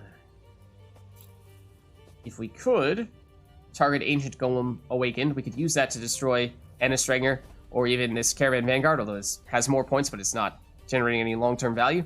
Problem is this is immune, so actually damage an ally unit to the right. In Gwent multiplayer, you do need to manually target it. In Rogue Mage, it looks like you do not. It looks like all you need to do is play it next to the right card, which would suggest we could play the Callus next to the Ancient Golem and still target Stringer. We do get to choose the target. Technically, it is overkill damage. We're losing 6 power to deal 4 damage, but it is shutting down at least a 1 point, if not more than 1 point per turn engine. I think that may still be worth it. I mean, alternatively, we could have used Visigoda to boost up a card, and that could have been the target of the Callus instead, rather than the Awakened Golem, but we didn't know we were going to get this when we used our portal. And we do have some damage from Ardfiend Crossbowman as well. It's 2, which is not really a game-changing amount. Alpha Werewolf Thrive 2 gets boosted by 2 whenever we play something bigger than 6, but I don't really think we're going to be able to do that very often, so I think it is the Callus. Assuming that this works, just make sure I play this in the right place. Damage an ally unit to the right, so that means we should play you here, and I'm really hoping that my thinking is correct here, that this will still work even though you have immunity. It does. Okay, that's great. That is great. So we get rid of one of their engines. Technically, like I said, it is a little bit overkill, but I think long term that will still pay dividends for us, shutting down one of their engines. So now, Visigoda, I mean, you have at this point 6 charges. We would like to ideally direct those toward a card that benefits from those charges, like Eternian Mauler. The longer you stay on the board, though, the more nervous I get, because it sounds like this guy is going to throw some really nasty stuff at us. And, I mean, you're technically going to get to 9 power by the time Temerian Drummer finishes boosting you at the end of our turn. It's unlikely they can destroy you, but I wouldn't say it's impossible, because I have no idea what they're going to throw at us. I think we still take our chances, though. Okay, what is this going to be? Wait, more Caravan Vanguards for more boosts. Plus 9. That was a big random boost.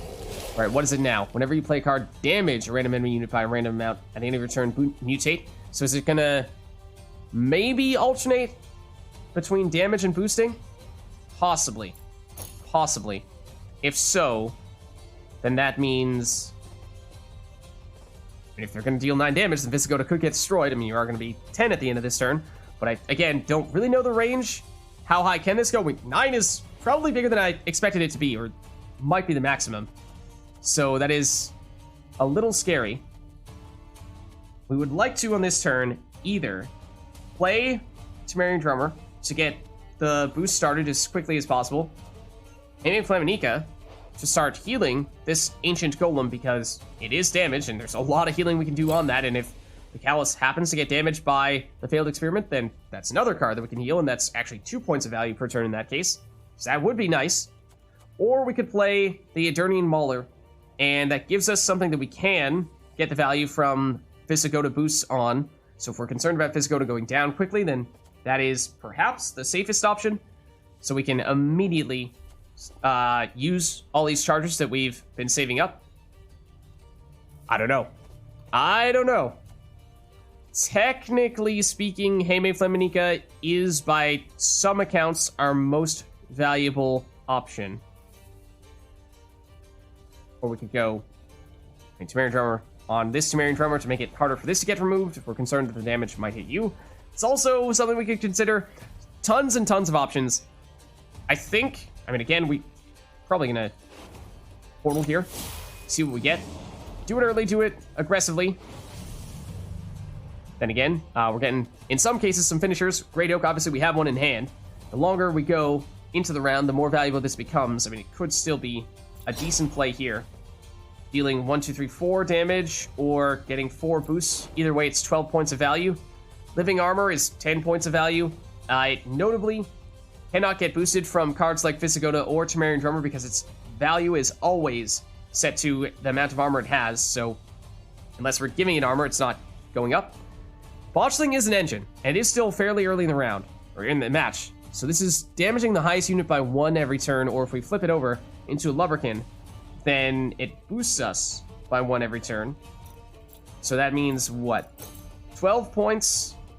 You start off at 5, so if we have 7 turns, you would equal the same value as the Great Oak.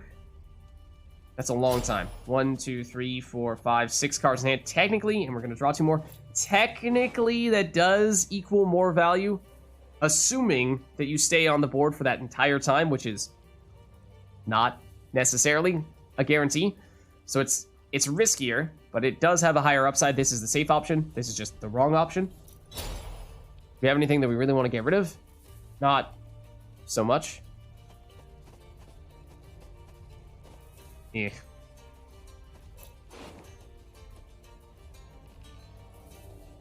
Maybe we do go botchling. Maybe we do. As I said, definitely riskier. Definitely riskier. At this stage, it's in damage form. We can't switch it yet on this turn. But it is a card that we'd like to keep alive. As we just said, it only becomes more valuable than the Great Oak if it stays on the board here. So we've not yet played the card from our hand. And maybe that means we boost you up with a Temerian Drummer to keep it a little safer for you.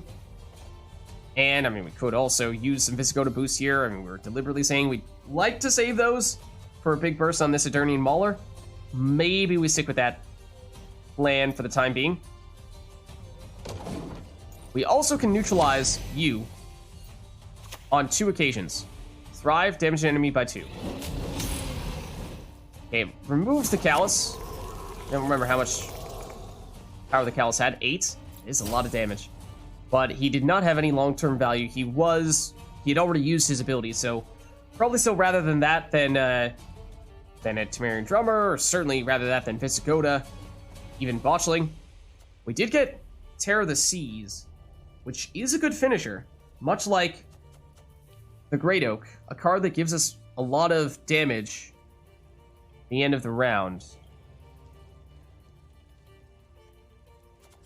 We do have a card that could use healing in both rows. Now, technically, Temerian Drummer is going to boost you up. Now, if we put Handmaid Flaminica all the way to the left, her ability is gonna get checked first. It's gonna see that Botchling is damaged, so we will get up to a 5, and then Temerian Drummer will boost you up to a 6.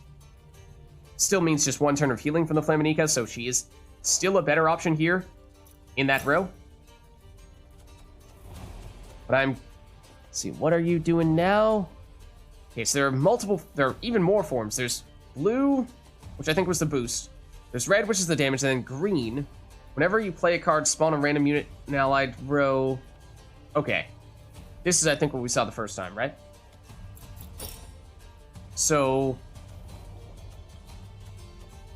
I think we're just looking for whatever has the best long-term value here. This is 1 point per turn. We're not really expecting much in the way of damage. So, at least not on this turn. So I think, technically speaking, we can go with the Flaminica now, because that is the best long-term option. Whereas, we do want to get this down relatively soon, so that we can get a huge chunk of boosts and then a huge chunk of damage. Technically, it is going to take us 1 turn before we can do that, because we do not have Zeal on this Mauler. So that's something to consider as well. Okay. I think it's still Flaminica, though. Did we use this yet? It doesn't say we're on cooldown.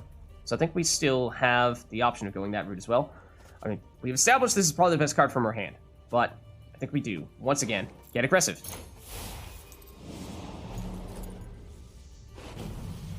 Okay. Double Botchling is now 1 turn less time to benefit from this, but is theoretically still capable of adding up to a decent amount. Nekker, same amount of base power, 4 boosts. So that's basically the equivalent of 4 turns worth of Botchling. If we think Botchling's going to last longer than that, then Botchling is better. If we think it's not, then Nekker is better. Technically, Nekker does have more synergies than Botchling does, because we can use this to give even more boosts to the Eternian Mauler. But at this point, We do have a big target with the Caravan Vanguard that we could go after. So I would have said that it might be overkill damage, but it actually might not be in this case. So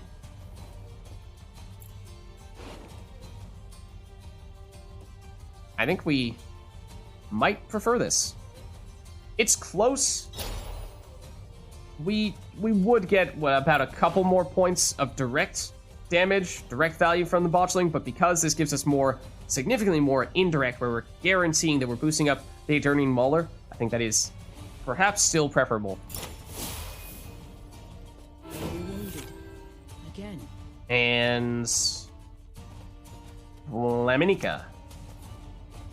Ever danced with a daemon in the light of the full moon? As I said before, 12 charges is a lot, but this makes me really nervous because if we lose Visigoda, that is a whole lot of value that we are just leaving on the table and not benefiting from. Somewhat similar for Nenika, it's not as much in her case, but we shall see. We probably are going to want to play this Mauler on our next turn, because otherwise I'm getting really nervous about them potentially removing some stuff. This will give them damage.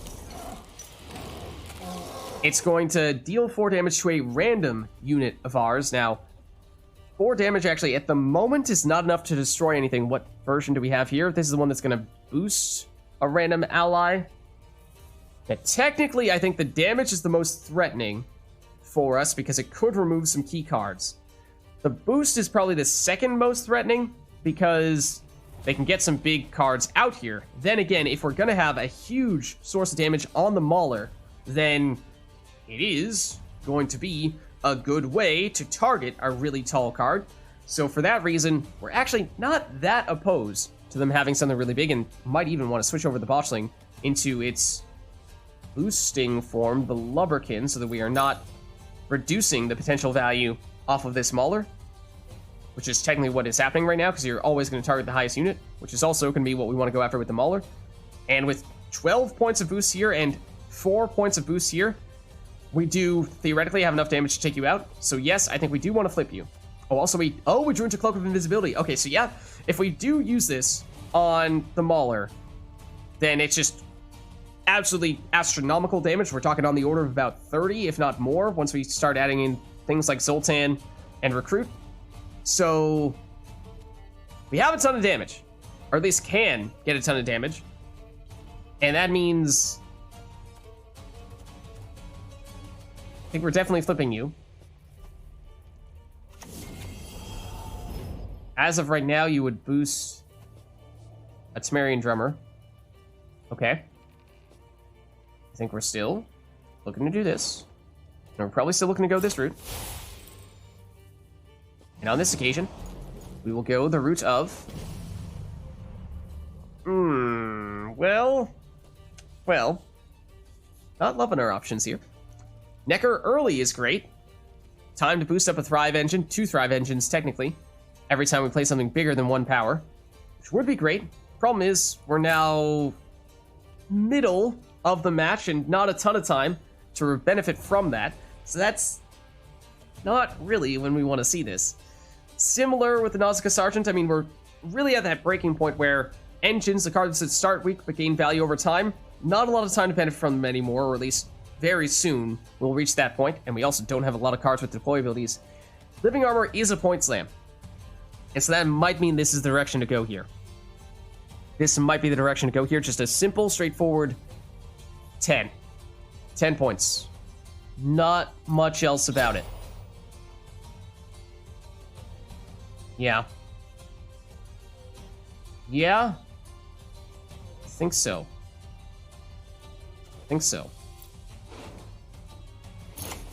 And we are actually getting close to running out of space in our range row, for what it's worth.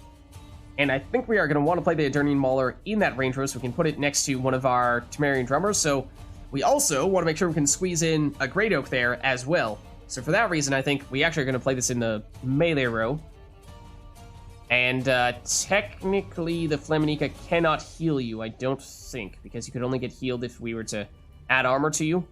That is your thing. So it's not really helpful in that way. It's mostly just so we don't clog this range row too much. This is going to be the boost, right? Yeah. So, I think it is you. I think it is you. And you actually might end up being the recipient from the Lubberkin. Unless we immediately... Unless we immediately apply all of these charges, which I suppose we could do. It's a little bit risky if they have a way of removing a tall card, which might happen, unless on our next turn we proceed to put in the Cloak of Invisibility on you and make it so that they basically cannot target you at all. Technically, it is still possible they could remove, but it's very, very unlikely at that point. So, this is not your damaging turn, which suggests we're a little bit safer right now.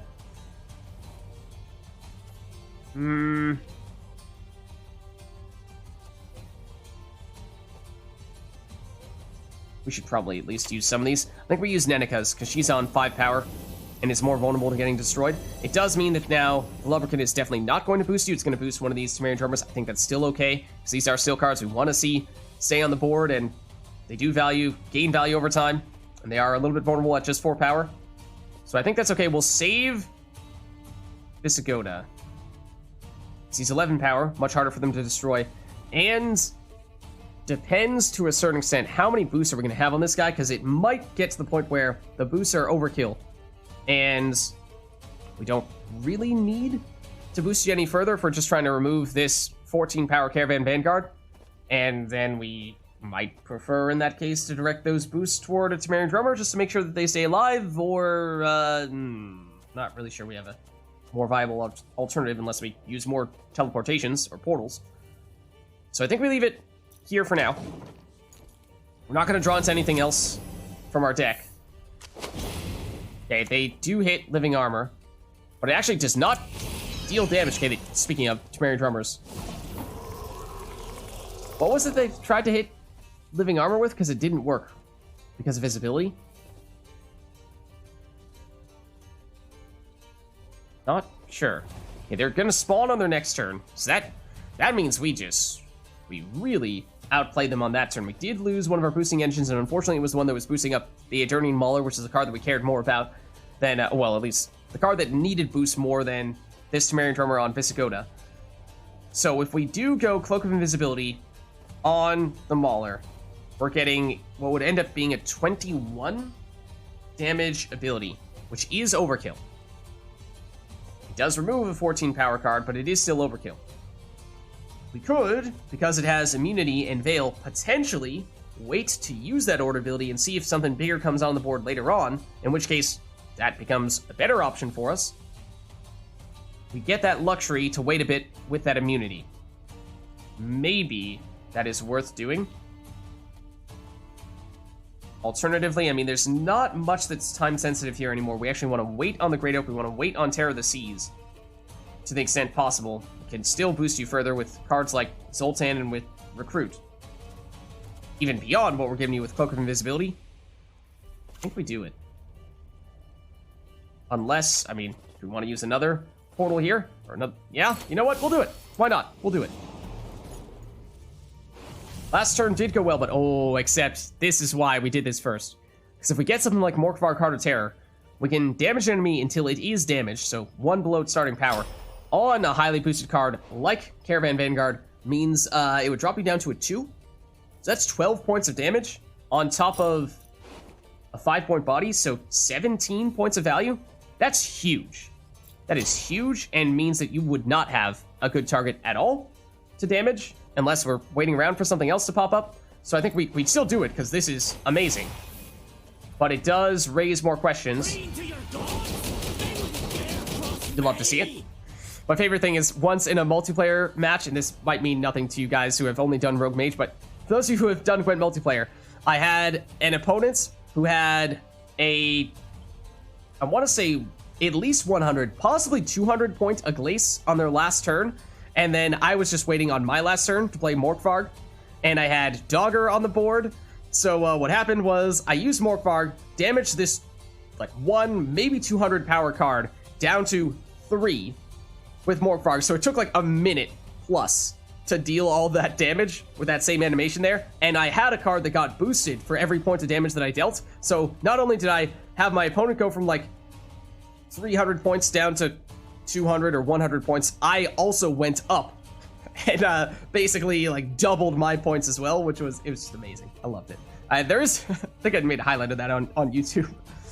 It's like Rip a Glace or something like that, which you might be able to find. But alas, that's an aside. Let us, well now it kind of changes our strategy, because, I mean, we could destroy a 6 power card, but that's not really doing us all that much. We could, maybe we do, just Cloak of Invisibility here, and wait to see.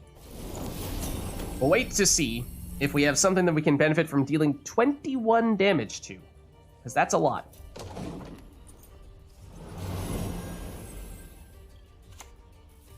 Okay. If you control the other pairing, it's another card that goes along with this guy, and if they control him too, then they spawn a Desert Treasure, which can give them a random unit. I assume they probably have that other card. Okay, so this is the red, which is the damage one. I think this is the one that we use the neutralizing serum on. We also don't have much time left to use this anyway, so I think we actually want them to do the boost, because that might give us the target for the Mauler. But the damage we'd like for them to not do, because it might risk we lose some stuff that continues to give us more value over time.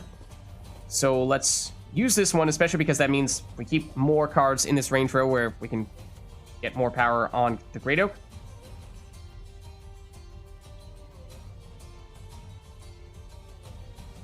This does not gain armor in our hand. For some reason, I thought that it did. And then I was eyeing it. Every time I moused over to it, I was like, that's 2 armor is not going up, is it? That is why I thought this was still going to work as a finisher. No, we don't have the setup that I thought we might have had for it. Okay. Anyways, that's mostly an aside. I think we go recruit, and we can no longer target the Eternian Mauler with order abilities like this, or deploy abilities in this case, like this, because it has the immunity. We can't target it, our opponent can't target it. So we need something else to go after. I think it's going to be either this Temerian Drummer, so it's harder to remove, or it's the Handmaid Flamnika, so that's harder to remove. Flamnika cannot heal herself, but she's healing us for 1 every turn on this Awakened Golem. You're also obviously boosting up Visigoda every turn, so both of them are valuable. We are technically going to get boosts on you from the Lubberkin, because you are, maybe Ramon. Because those are, or maybe, okay, now we have lots of cards tied for 5, so we don't know that that's going to be a boost that goes to you. So,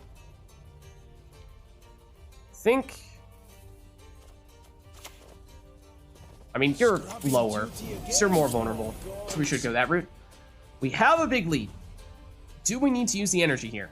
We were really aggressive early. We might not need to go for it now. We might be fine for the time being. And we should do that. Okay. So neutralized, yep. Gotcha. That makes sense. I think we stick with this. I think we pass on the energy for now.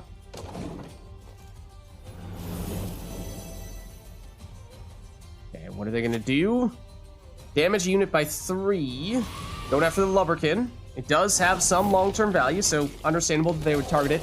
Okay, you're going back into damage form. I don't like that. I want you to go into blue for the boost, because that helps us in some ways. So we might proceed to neutralize you once again here. We might do that. I think we are probably about to do that. And then could either use Zoltan next to Temerian Drummer, in between Temerian Drummer and Visigoda to boost you guys up. But at this point, an 8-power Temerian Drummer with 3 armor, fairly difficult for them to destroy. 2-power Lubberkin, much easier for them to destroy. So, I mean, we could also, by playing you here, boost up the Eternian Mauler further still, because this does not require that we manually target you, so it should still work and give us 4 more points of damage on this order. So that's something. That is something. I think we go that route. Always willing. What's up, Cheddar? How's it going? We are doing some Rogue Mage, the new Gwent single-player roguelike game. It is a lot of fun, and we are in what is supposed to be one of the most difficult encounters.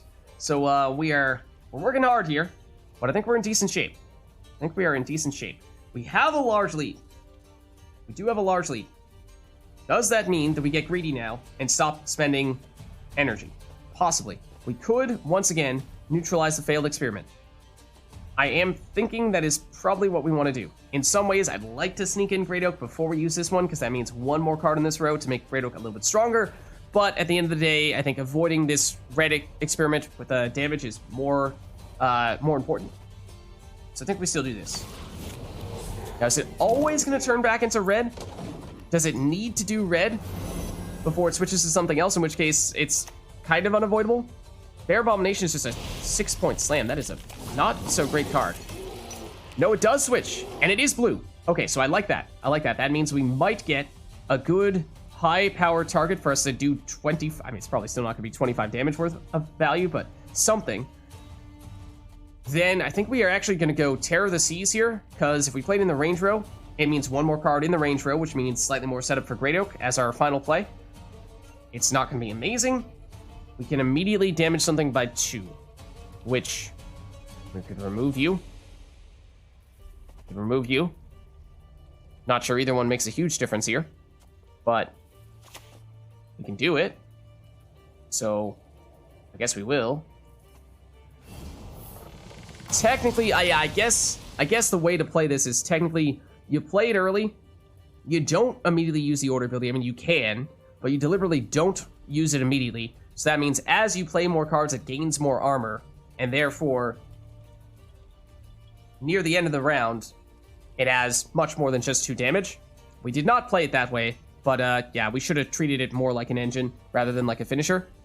So that was initially how I thought that was going to work, but it was not. So, we still have 21 boosts from Visigoda that we have not used. That is a lot. That is a whole lot. So, at one point in time, I was concerned that they were going to destroy Visigoda and that we wouldn't be able to benefit from them. 15 points and no damage from the failed experiment. That is still unlikely. It's not like we're going to get a better target. We can't go after this Eternity Mauler because it has immunity. So I think we might just spread the love now. And make it so this Lubberkin is not about to get destroyed, because that is still providing value. Similarly, this Temerian Drummer, just in case, boost you up. And in multiplayer Gwent, at least, there are some cards that can reset units in a row, meaning put their power back down to their starting power. We have so many boosts in our range row right now, that would be catastrophic. So we would like for that to not happen to us. So let's boost the Flaminica, because you have immunity, so we can't target you. You have the ability where your value is based entirely on how much armor you have, so that means if we boost you, it does nothing. The only thing that would increase your power is adding armor, and this does not add armor. So we can go Recruit, we can go Morkvarg as well, maybe we go Morkvarg. Spread out a little bit more. I think we're going to want to put most of our remaining boosts here in this row.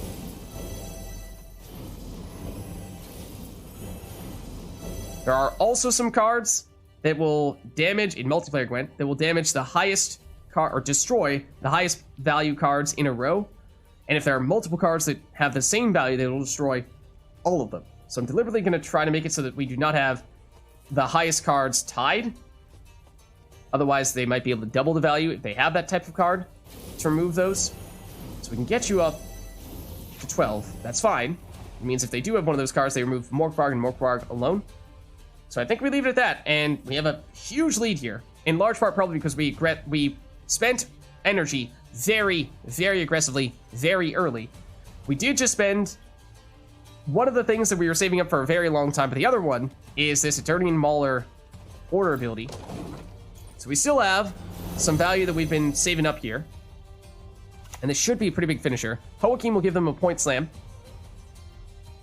Would have loved, actually would not have loved if they played in the range row, otherwise we wouldn't have room for Great Oak. They could have bricked our Great Oak if they did that. They do have the Rune Right. That is the combo they were looking for, so they could get Desert Treasure. Transform units into Berserkers. So they should do to their weakest cards. So a lot of things just happened.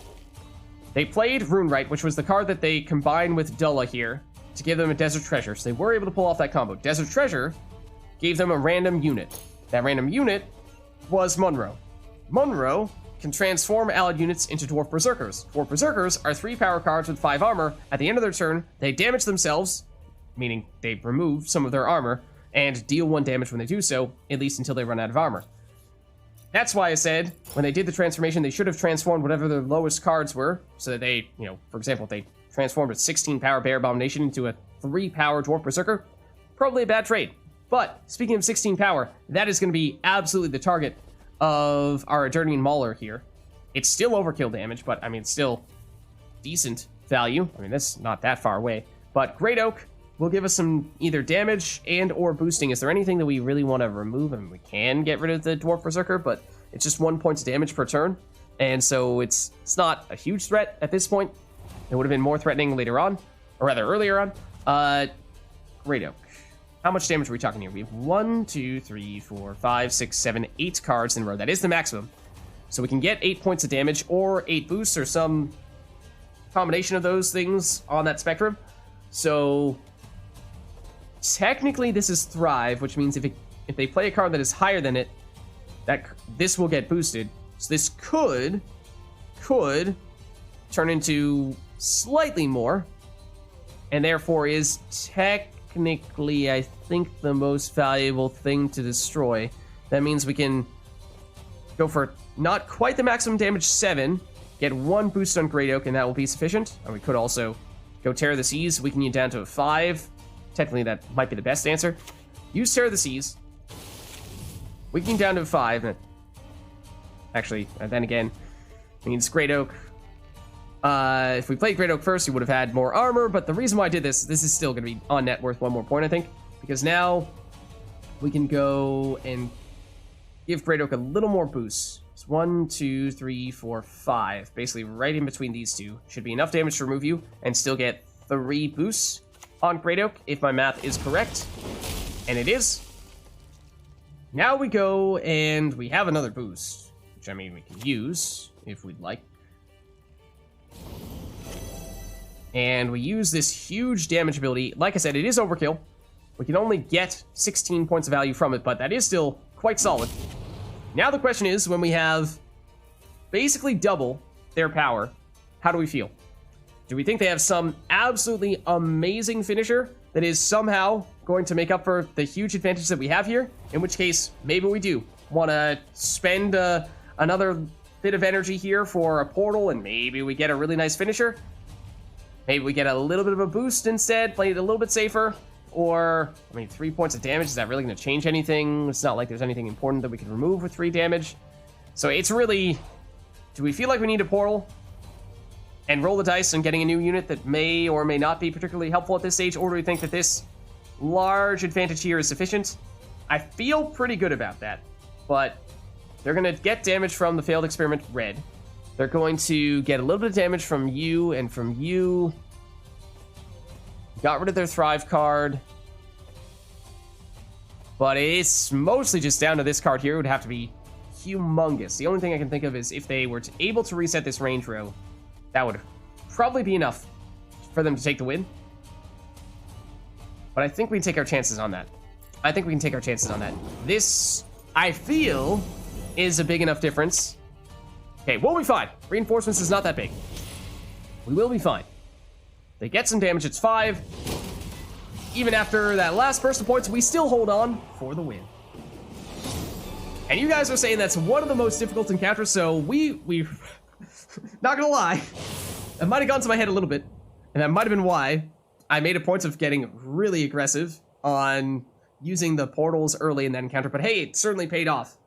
So now we have the choice of either taking the Giant Slayer, which will destroy the highest power enemy unit, which is nice. There are certainly times when our opponent has a really, really tall unit, and being able to just get rid of that altogether really quick as well, basically no setup, is a nice luxury to have.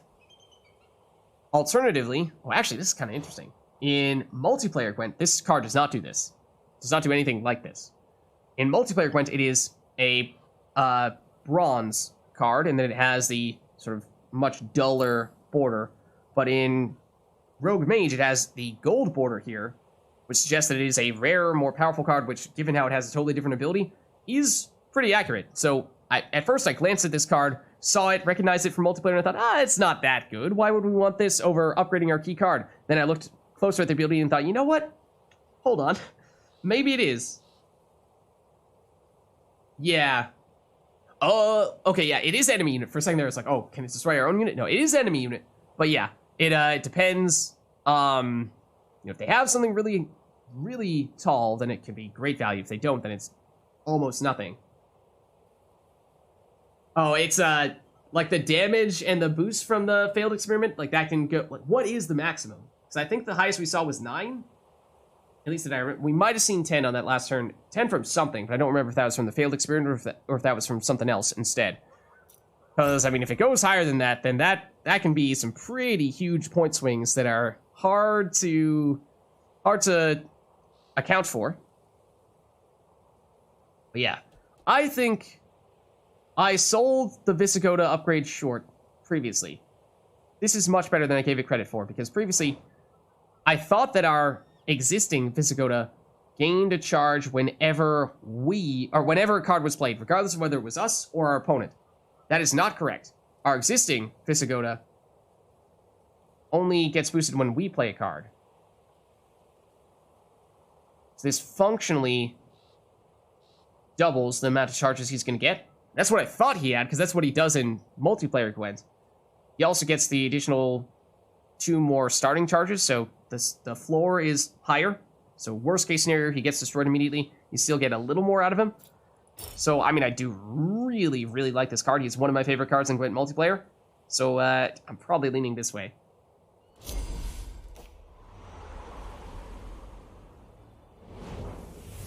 Especially after we sold him short last time. Haunted by my own mistake, over and over. A worthy penance. One day, I will erase it for good. I promise you, Lily.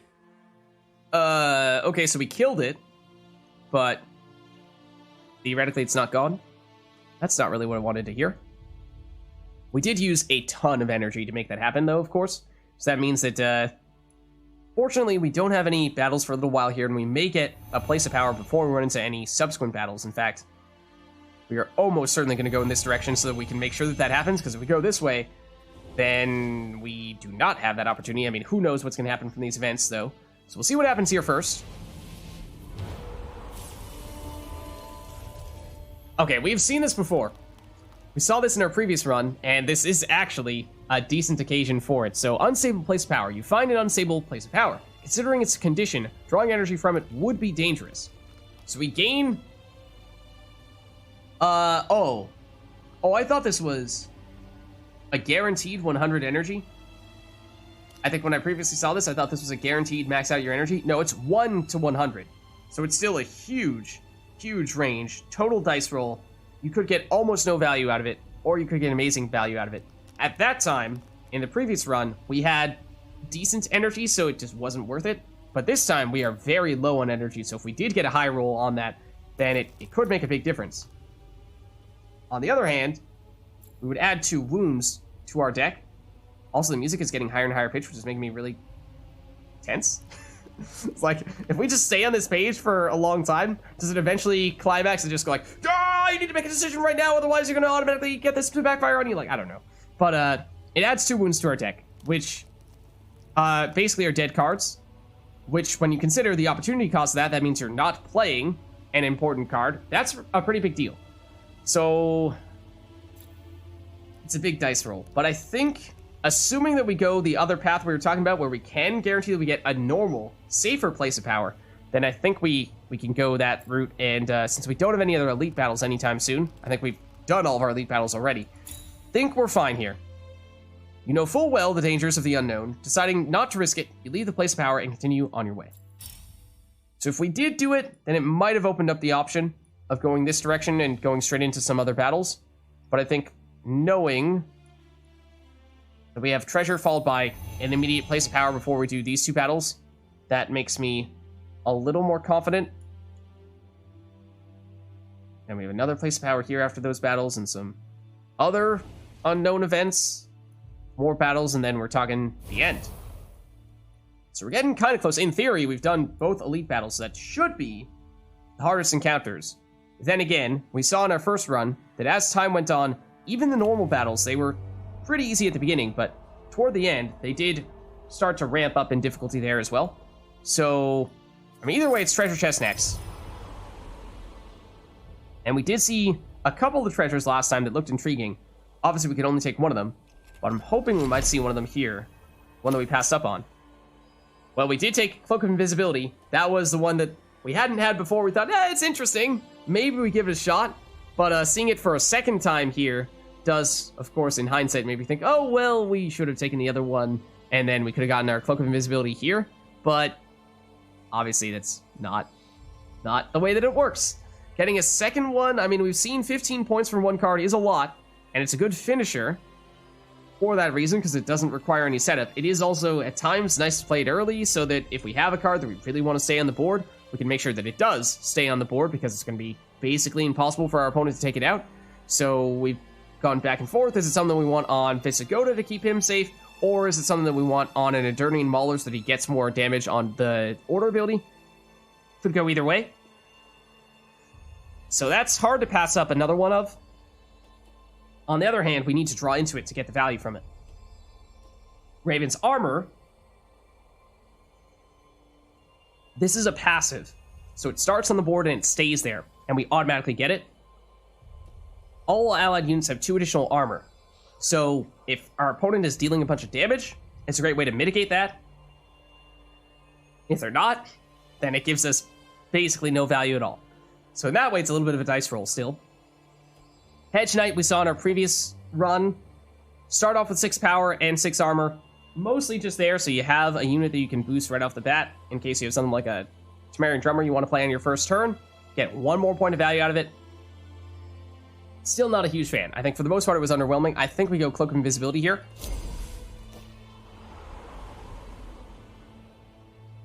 Okay. So now it's definitely a place of power, because we're on 27 energy, which is not a lot. So we could duplicate a card, yes, but I think this is pretty urgent.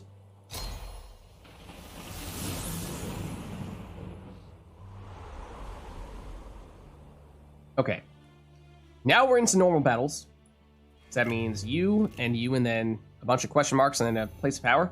So as I said, in theory, should be easier than the elite battle that we recently did. On the other hand, it is toward the end of the run now. Getting close to the final boss. Relatively close to the final boss. Also, who is the final boss? Have we even looked? Powerful monster waits you defeat it to obtain a mutagen. Doesn't really say. But we shall see how we fare here. Okay, Bounty Hunter. We've seen him before. We saw him in the previous run, and he was a fairly difficult enemy. Yeah, so he says hard here, so as I was saying, as time goes on, even the normal encounters can get more difficult. So he marks us, and that increases the amount of damage that he can do every turn. And he is very much a damage-centric deck. I remember that. So that means that Visigoda would be great if he could live.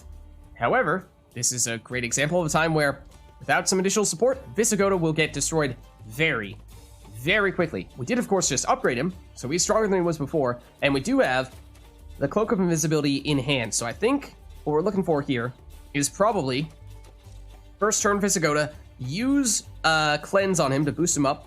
Hopefully, that's enough to keep him alive for 1 turn at least. Then we can put the Cloak of Invisibility on him as soon as possible. And that means they can no longer target him, which should mean he is basically safe for the remainder of the match. And then we get Temerian Drummer down there. We can boost up Visigoda. We can, once we have him down, sneak in the Eternian Mauler. That becomes the real target of our boost, both from the Temerian Drummer, if it stays alive, and certainly with the charges from Visigoda. And we can add on more boost from Zoltan. I mean, this is a decent hand here. Pretty well rounded. Obviously, we'd like to get even more ways to boost our cards, but I think we stick with this. Oh, draw the other Cloak of Invisibility. Okay, well, that means if the Eternian Mauler lasts long enough to survive a turn, then we can use the second Cloak of Invisibility on him, and we don't need to decide who we prioritize for that. Also nice to have a big immune unit against these guys so that they can't remove you. Okay, so it's Visigoda first. Technically speaking, Critical thinking, the sign of a healthy mind. this terrifies me because in multiplayer Gwent, Visigoda is row locked. He can only use his ability in the range row, so to play him in the melee row just unsettles me on a deep level. But it just feels like it's a misplay, but it does work. I think, still, in Rogue Mage in the melee row. So technically we should stack as much as possible in the melee row in case we happen to get a Great Oak, like we've seen in some other matches, where the more units we have in a row, the more valuable it becomes. So we are definitely going to make sure that we keep Visigoda alive by cleansing him. Otherwise, I remember this guy has tons of damage, both from his leader ability and from his other units as well. So we want to make sure Visigoda needs to survive one turn. If he does, we can put on the Cloak of Invisibility, and then at that point, he's much, much safer. This should be a pretty hard counter for them. So the question is, what comes first? Because they damage him by 1, damage him by 2. That's definitely not enough. Okay. They mark him. Which, does the mark directly lead to damage? It scales his damage, yes. Damage an enemy unit by 1, increase damage by 1 for each marked enemy. So the more marks there are, the more damage this order ability is doing. At the end of your turn, mark an unmarked enemy unit. That might not need to be... Alright, that might still be able to mark an immune target. I'm not 100% sure about that, if that needs to be a manual target. But either way, the plan is definitely still do this, because now you should not be able to destroy Visigoda. They might have had some cards that remove units with statuses. They might have had that. I remember seeing that once in a previous run, and this might have been the deck that had it. However, as long as he still has immunity, they cannot do that. Yes, immunity is a status, but if you can't target a card that has immunity, then it still is going to shut them down. So I think we stick with that. So that makes Visigoda a really nice way to boost up cards for us. Mark an enemy unit and give it 3 bleeding. Can they even do that? They can't. They can't. So this is the amazing part. With both cards on the board, currently with immunity, they just can't do anything. They can't deal any damage to us. Now, granted, we're going to need to play something that it won't have immunity on this turn. True. But still pretty sweet. Still pretty sweet. That's why the immunity is a solid counter against this guy.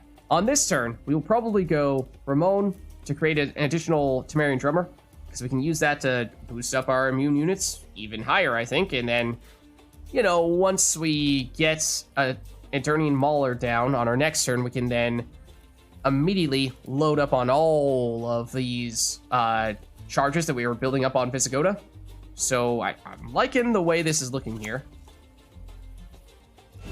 So you will not have immunity, nor will this Temerian Drummer, which means they can go after that. We could deliberately use Visigoda here to try to get this Temerian Drummer a little bit more out of removal range. It does get a little bit of extra armor from Ramon, so it's a little bit safer.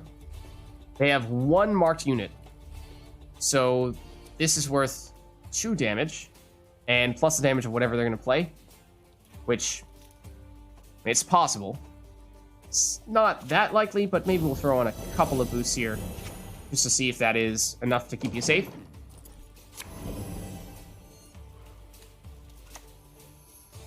Another set of marking.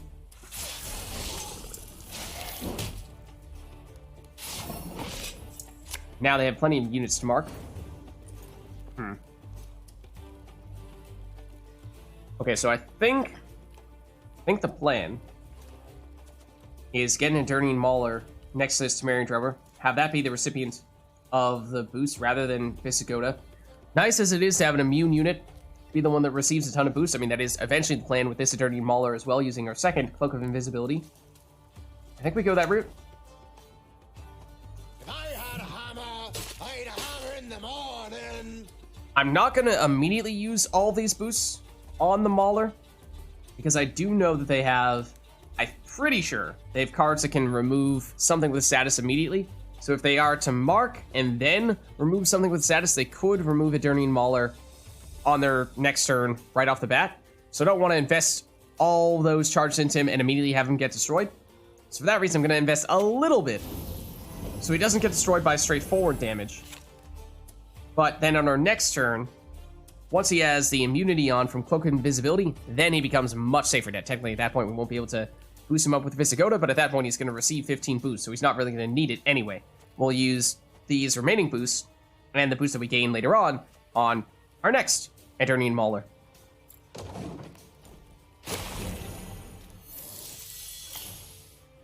that is the setup. Let us put an end to this nonsense. Oh, actually, no, they're gonna... Okay, destroy the drummer. Wasn't sure if they're gonna prioritize the Eternity Mauler more instead. So yes, we definitely want to now give you the immunity. Once again, it does mean that we will not be able to target you with Visigoda.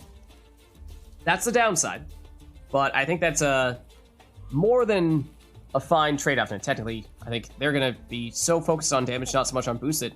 They're just going to be way, way overkill with that 19 damage. But, I mean, if they do play anything big, we can definitely go after it. Then next turn is going to be probably Temerian Drummer next to you, and it's overkill to boost you at that point, but we can sneak in this next Eternity Mauler on our next turn, and that's going to be the recipient of all of our Visigoda boosts. So feeling pretty good about this right now. We haven't used... we've used one round of leader ability. Give us additional energy. To reveal does give them damage, even without needing to target a specific card. So that's what I mean when I say sometimes it is still possible for them to deal damage to cards, even if they have immunity, but it is much more difficult. So now it's you. Again and again and again. And we might want to give you a little more boost, just to keep you a little bit safer. Then it's going to be you, and probably you. Not sure if we really have anything that needs to... Philippe is a card that would be kind of valuable to destroy. He is going to cause some problems. Not sure if he's... I mean, he is going to be their... He's pretty much their only engine right now. He is their only engine right now, but still not sure he's a big enough problem to warrant removing him. Hold on, how much damage do they have here? So, increase the damage by 1 for every marked enemy. We have 2 marked enemy, or marked units right now. If they mark you, and then deal damage, that's 3, or rather a +3, so 4 from this. Drops you down to 3. Philippe would have 2 damage on a marked unit, which would get you down to 1. That means you need 1 damage from the card that you play. It's pretty likely they can do that. So I think we do still direct some boosts onto you. Make it a little bit harder for him to get destroyed. Then again, I'm expecting to see the other Van Morlehem, Vincent, the one that destroys a unit that has a status, on this Temerian Drummer very soon. So shouldn't spend all of our boosts on him. That was a trap. I remember last time, we went through a lot of trouble trying to figure out what trap this was, because I had something like a 50-point unit, and it's like, okay, if this is about to destroy our highest powered card, which is what one of the traps in multiplayer does, then we are going to lose. If it does not, then we're going to be fine. It was the trap that boosts their adjacent units when we pass. On that occasion, I remember. It was a traumatic experience that has been etched into my brain. Is it still the same trap? Basically, every card that I've played thus far, I remember they played in this previous encounter. So, for that reason, I feel pretty confident that that is still the case here. So, I think we are safe to proceed as initially planned. So, I am still concerned, though, about Vincent, because I would like to play Eternity Mauler in between these two, get the boost from the Temerian Drummer, and load up on the boost from Visigoda. However, it still takes a turn before we can use this order ability, so if we throw all the boosts on him right now, and then he immediately gets destroyed before we can use that order, then that stinks. So I think what we'll do is we will play him now. When I do the tenderizing, there's nothing left to fry. But we will deliberately just use some of the boosts, make it so that he hopefully cannot get destroyed immediately from direct damage, though that is perhaps what they'll try to do. But that way, if he does get destroyed automatically via Vincent, then it's not like we wasted every single Visigoda boost on him. So it's a little bit of a middle ground. Finish the game after 27 hours. No, it's... Okay, I remember this as well. Deals damage based on his base power at the end of this turn, which would be 4. Right when they said it would be about 30 hours. But that seems like that's a decent amount. Okay, why don't we, at this point... I mean, we're going to want to use this on this turn, basically. Because otherwise you're going to take damage and reduce the value from this order ability. So, in that case, I think we want to go Zoltan next to you guys. We can get the value on both of you in that case. Now you have 9 damage, which is overkill, actually, still. But we would like to get rid of Philippe. As he was going to cause some additional trouble. Now we could have put more boosts on the Journey Mauler, yes, but then again, it wasn't really necessary. Because he already had enough damage to get the job done there, so I think instead we'll spread out the boost a little bit more. And put some on Zoltan, and maybe we'll wait a little bit and use the remaining charges on someone else. Because once again, I am expecting them to be able to destroy a card on a whim. One card on a whim. Something that does not have immunity. There's the damage that he takes. And they'll actually remove him with their leader ability. Oh, a second trap? Admittedly, I do not remember what the second trap was. That I do not remember. We can use Recruit to boost you up, and then give 1 boost to One-Eyed Betsy. So that is probably the direction we're going to take here. Now, technically, we don't have the Great Oak, and there's no way we're going to get the Great Oak, so stacking everyone in the same row does not really benefit us, after all. So maybe just in case, we'll go Range Rogue here. 154.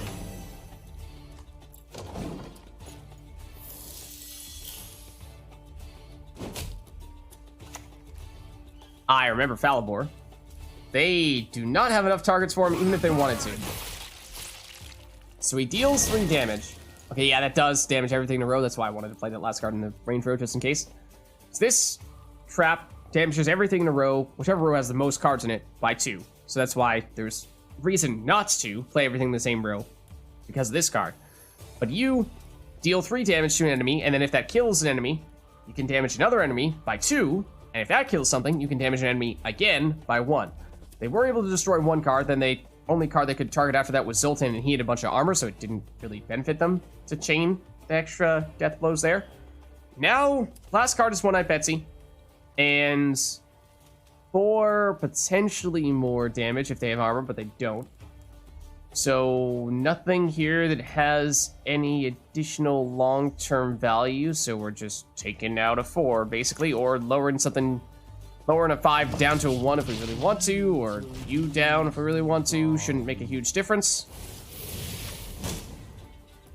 And technically, I think what they're about to do... Oh, we also have this, which I totally forgot about, but we should probably use it. Should probably use our 18-point damaging ability on their highest card. And then Visigoda, speaking of destroying highest cards, I think that's what their last card is going to do. So they can't target anything that has immunity. But they are probably going to, as things currently stand, go after Zoltan. So what we want to do is kind of split these boosts and make it so that, sure, you can get rid of one of them, but the other one is still going to be pretty highly boosted as well.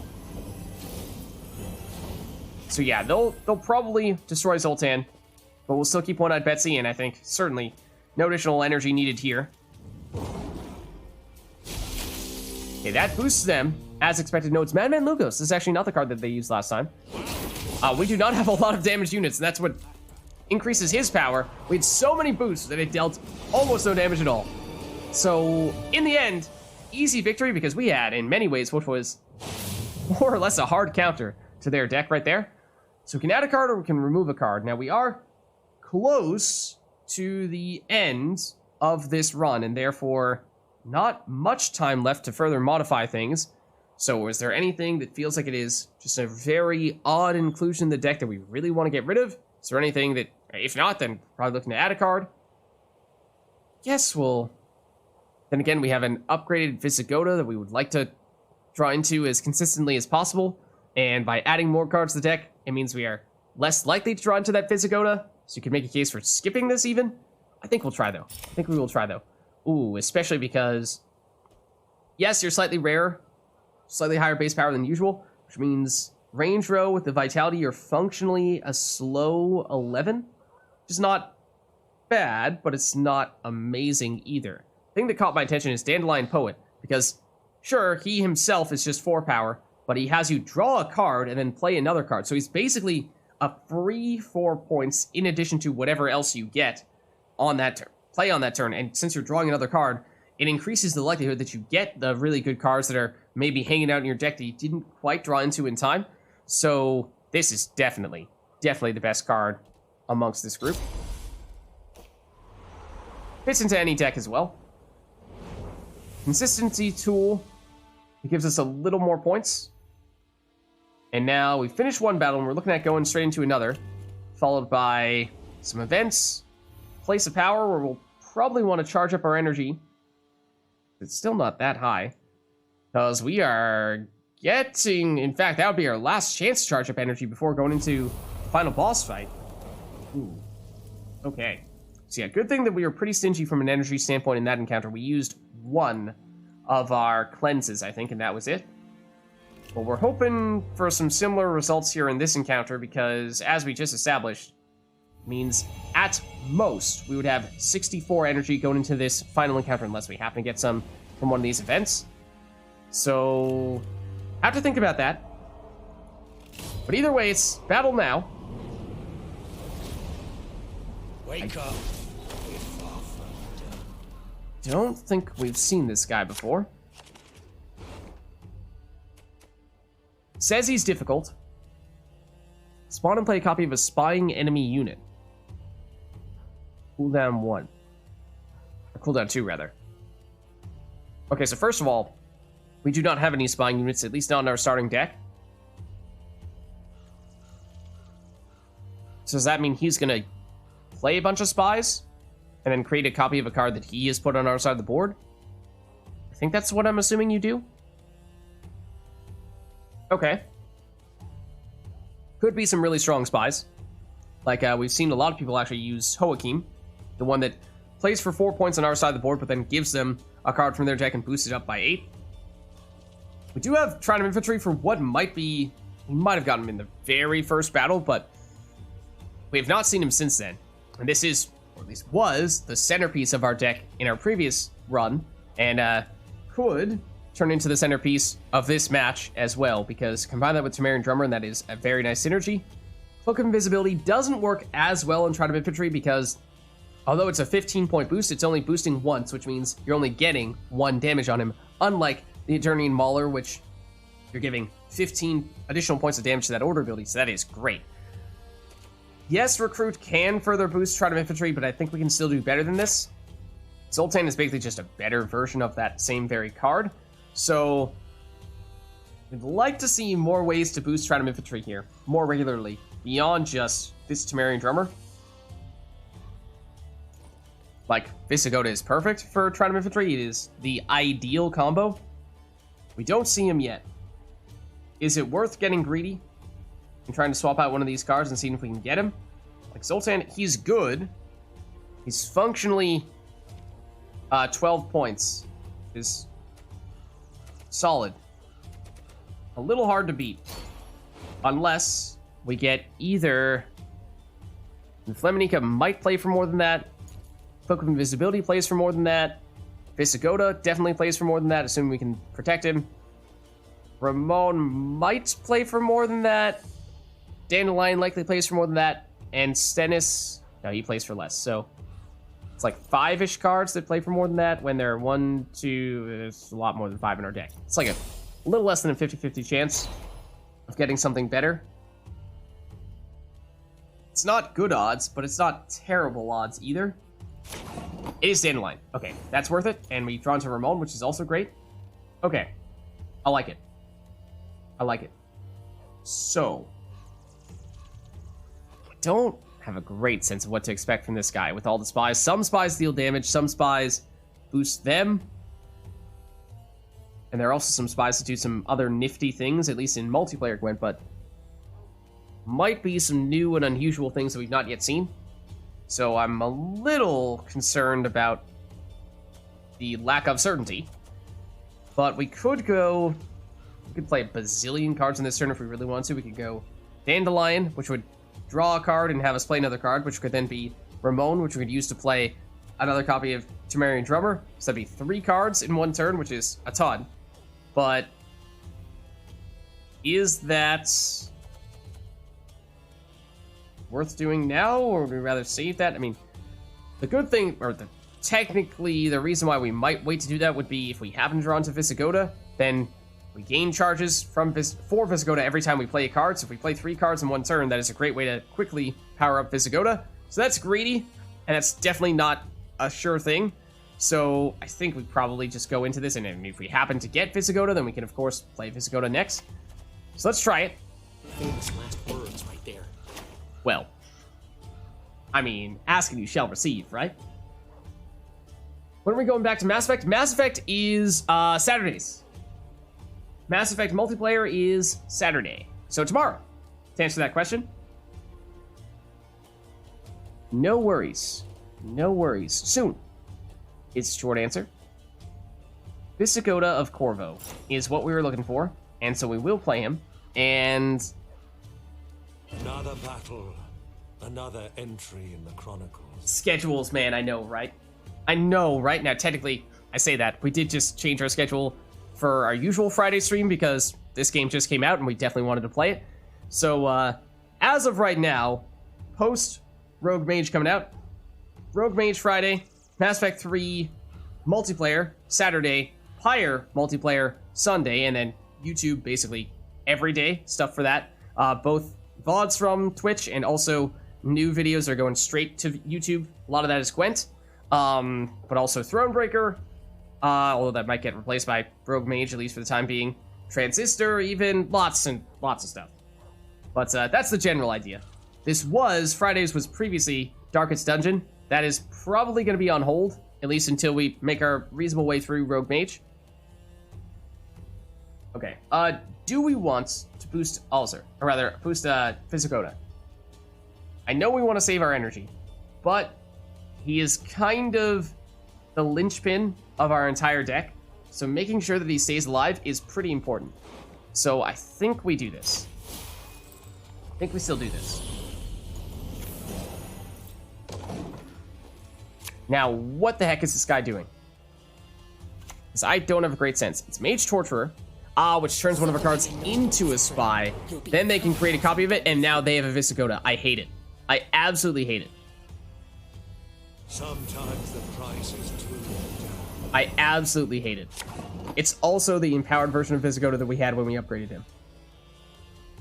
Disgusting. Absolutely disgusting. I mean, on our next turn, we could have given Visigoda the Cloak of Invisibility to make it so that they couldn't target him, but they've already done so. I mean, we might still want to do that in case they might have other ways to mess with cards that have spying.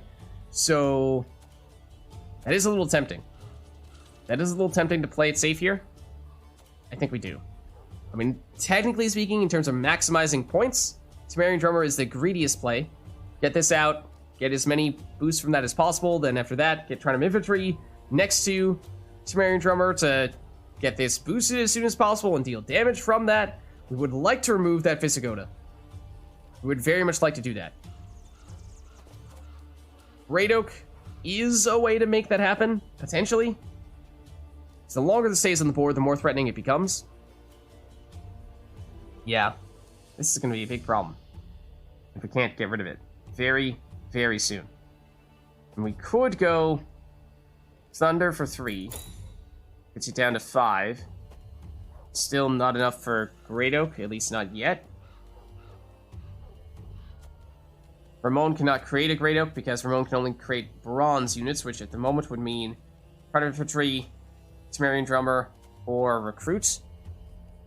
So it's not like we can get a bigger burst of damage from that. I mean, Trident Infantry, and then boosts on that Trident Infantry randomly split damage.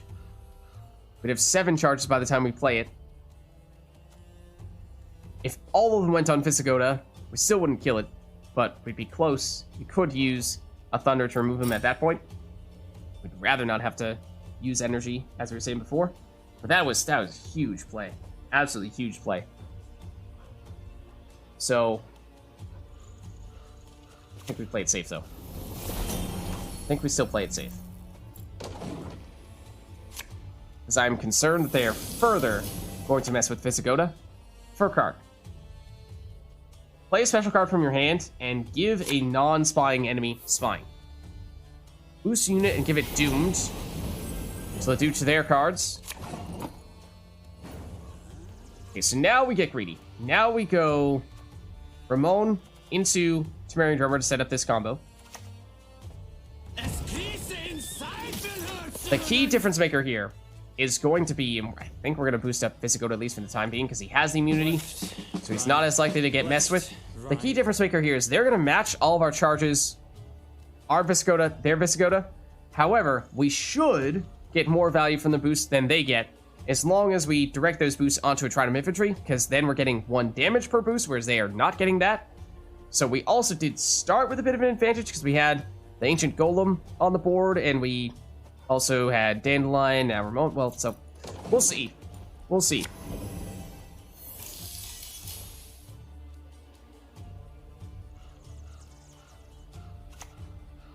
Okay, another Mage Tortured. They're probably going Dandelion now, yeah. To make you suffer like Yep, that's also pretty nasty. Rumors travel faster than the wind. Emissary, that's the card I was expecting to see. Gives them a big burst of boosts.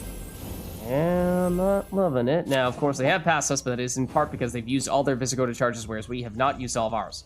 And we are getting close to the point where we can potentially get into Visigoda removal range. Because now we can go Trident Infantry, put it in here where it's going to get boosted by this Temerian Drummer. And this is where we go absolutely crazy and apply all 15 boosts on this Trident Infantry right now. And it's possible that we destroy this Visigoda. It's unlikely, but it is possible. That'd be great. Alternatively, we just lowered enough that a Great Oak, slightly early Great Oak, but a Great Oak nonetheless, is capable of taking you out, because then we are at the point where we're getting value from Visigoda and you are not, and that would be huge. So a lot of this comes down to who gets targeted. Love to see the Visigoda hits. Love to see the Visigoda hits. Please continue to hit Visigoda. And you're definitely in removal range now. 7 more charges? I mean, it's possible.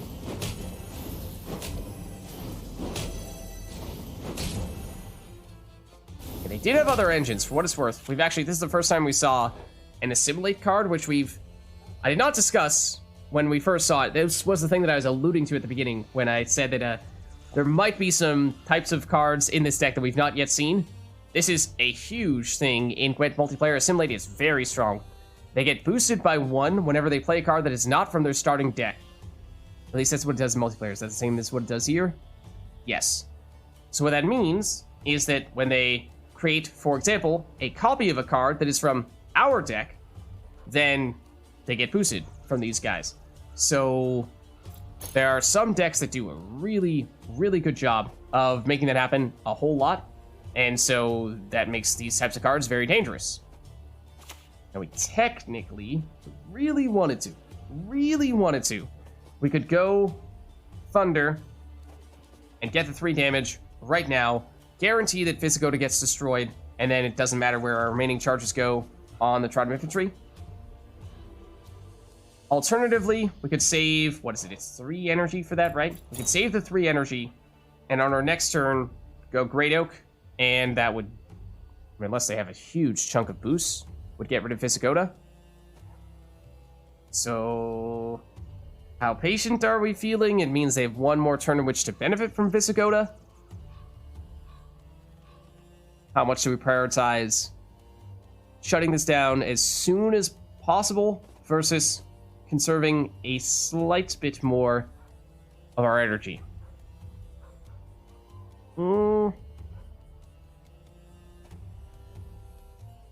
Let's do it.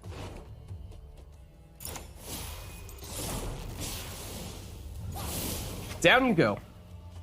Because that was a huge deal that they were able to steal that. What is your cooldown is 2? Okay.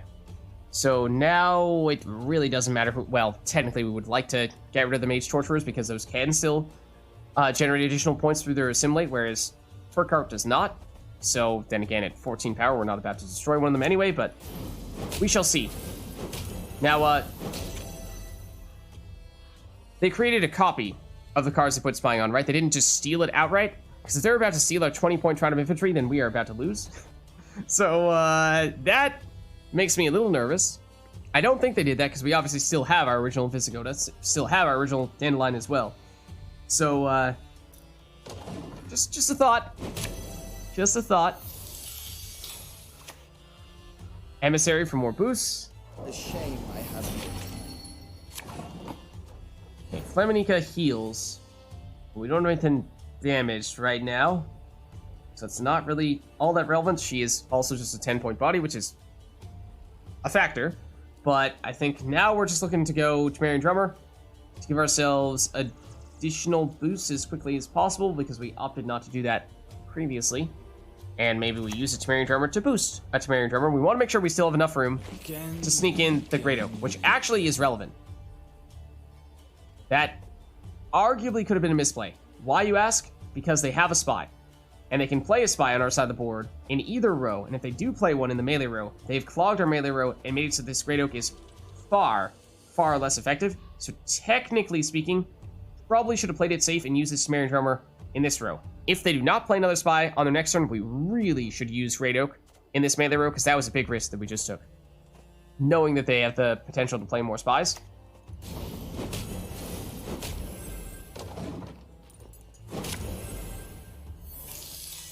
Do have a big lead.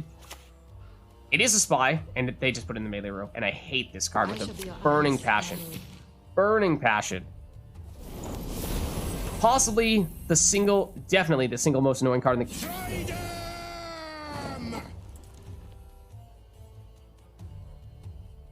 Hold on. You're telling me that it isn't a starting copy, a base copy of Trident Infantry, which would be 4 power. You get also the amount of boost that we put on this guy. You might not have stolen ours, but you did still get the same amount of value from that. Okay, that makes me very angry. In a vacuum, you'd say, all right, fair enough, create a copy. That makes sense. That is not how that works in Gwent multiplayer. That is not how that works in Gwent multiplayer. In Gwent multiplayer, you'd be creating a 4-power copy of that, not a 24-power copy of that, and that's a big, big difference. So that hurts. That hurts a whole stinking lot. Okay, so remember what I said, maybe we don't want to put all the boosts on this guy in case they're about to mess with him? Well, they did just that, and now we are potentially in a whole heap of trouble. Well. Now, we also cannot play anything in this row because they have clogged that row with my least favorite card in the game. Possibly my single least favorite card in the entire game. It plays the top card from our deck, which, in multiplayer, is usually just people being extremely obnoxious and throwing this out here and just seeing if they happen to steal your best card, which sometimes they do. Not that it requires any skill whatsoever, but sometimes they just get super lucky and they break your entire deck by stealing your best card. So, I mean, that's... What did they end up stealing for? Is that how they ended up... No, that's not how they got the Trident Infantry. What did they get from it? Oh, they took the... No, it was the... Okay, no, I'm overreacting. They got the initial Trident Infantry, and then they used the Cloak of Invisibility to get a 15 power boost on the Trident Infantry. Right? No, but it doesn't have immunity. Wait, what did you... Do you use it on this? Did they use it on one of the... Okay, now I forget which card they used that on. Because, yeah, a Cloak of Invisibility would have given you Veil and would have given you immunity, and it would not have gotten you up to precisely 24 power. So, yeah, I think it did still create a copy of it. Yeah, This is a very cheesy opponent. Gimmicky, very low. I mean, it... Again, to talk about multiplayer Gwent, I mean, it plays like an annoying Nilfgaard opponent who creates copies of your cards, sabotages your deck, and relies almost entirely on RNG, and sometimes totally lucks out, and in this case did. So that's annoying. We'll go recruit, and I mean, are they able to create another copy of this? That's the question we got to be asking ourselves.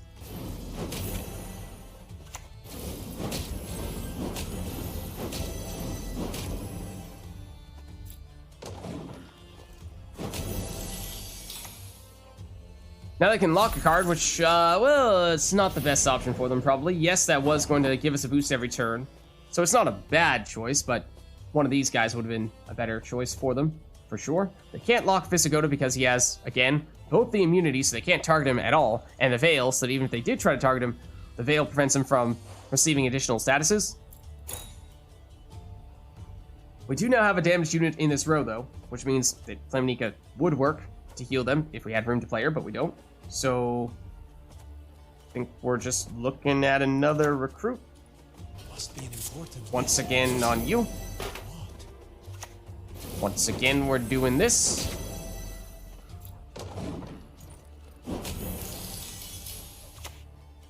Okay, they will lock and seize a card that actually created space. Yes, they will continue to do that. Waiting your orders. They can do it every turn, or every time they have this off cooldown. Alright. Like, okay, we probably lost. I'm not happy about it, because it's like, it's really cheesy, it's really gimmicky, and it's, you know, like, okay. Yes, we can go Great Oak, or we can go Flammenica, and we can get a bunch of damage, or get a little bit of healing. Probably do Great Oak. That's more incremental value. We should I mean, we're probably gonna have to go Portal here and get something else to bail us out, because that was huge. They're gonna get at least one more turn of this. Yeah. Yeah, we lost.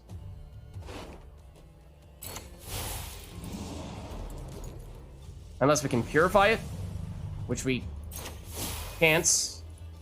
The quill is mightier than the sword. So we actually no longer want to boost it. We can't boost it, and I mean, we've already lost, because they're gonna get about 40 points when they use this again. So it is functionally impossible for us to win. Functionally impossible.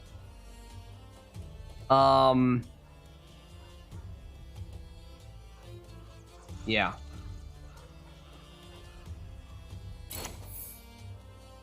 Peace is priceless.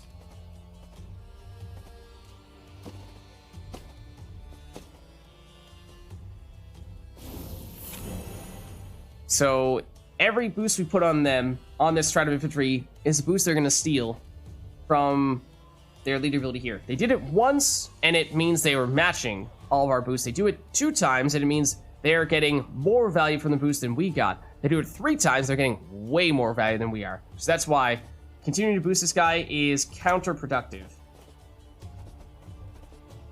If we had a second boosting target, that would have been huge, because then we wouldn't have put 38 points onto this guy, and they wouldn't have gotten as much value from stealing him. It's not so much that they're just messing with our cards and creating copies of them, because that happens in Gwent multiplayer. I'm used to that. The part that bothers me is the fact that it gets the same power boost that we got on ours, and that really doesn't sit well, because that is exponentially stronger than it is in multiplayer, and there's no explanation that suggested that was going to be the way that worked. So it was just a total blindside that they were going to have way more power than I was giving them credit for. And this is a normal enemy. This is not even an elite enemy. Okay, so, I mean, we're on cooldown. We not played... Oh, we've not yet played a card because we did Dandelion through Portal. So, gonna go... Yes, Flammenica. In case one of these cards becomes damaged, we're gonna want to play Great Oak At last. times, nature needs a helping hand. Veil. I mean, the other thing that would help would be purification on this Stride of Infantry, so that they... Well, then again, they can apply spying and create a copy simultaneously. No, does it already need to be... It already needs to be spying, right? This does not apply spying. Okay, so I mean, this is the only way we can possibly win, is with Portal. Normally this would be great, but it is counterproductive, once again, in this situation. Iris, do we have anything with armor? They have a card that they stole from us that has armor. We also have our Temerian Drummer that has armor. So that's worth a tiny bit of additional value. Prophet Lebiota is actually functionally the same. He's also 7. Not sure the shields are going to make any difference at all.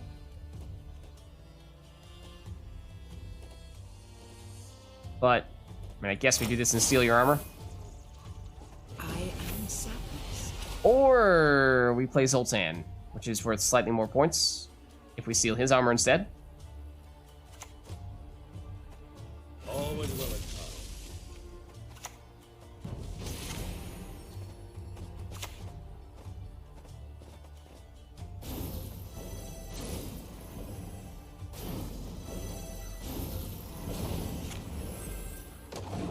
Okay. Thing is, this is where they get another 40-point Trident Infantry. Technically, we should play something in between here so that Trident Infantry does not continue to get boosted. For what it's worth, their last few cards here, Veil, is not very strong. So that is also kind of saving us here. But...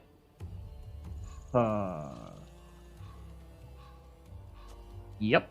I can see how this guy can ruin runs. He has ruined our run. It needs to be portal, and Morkvarg would be huge. We do not get him.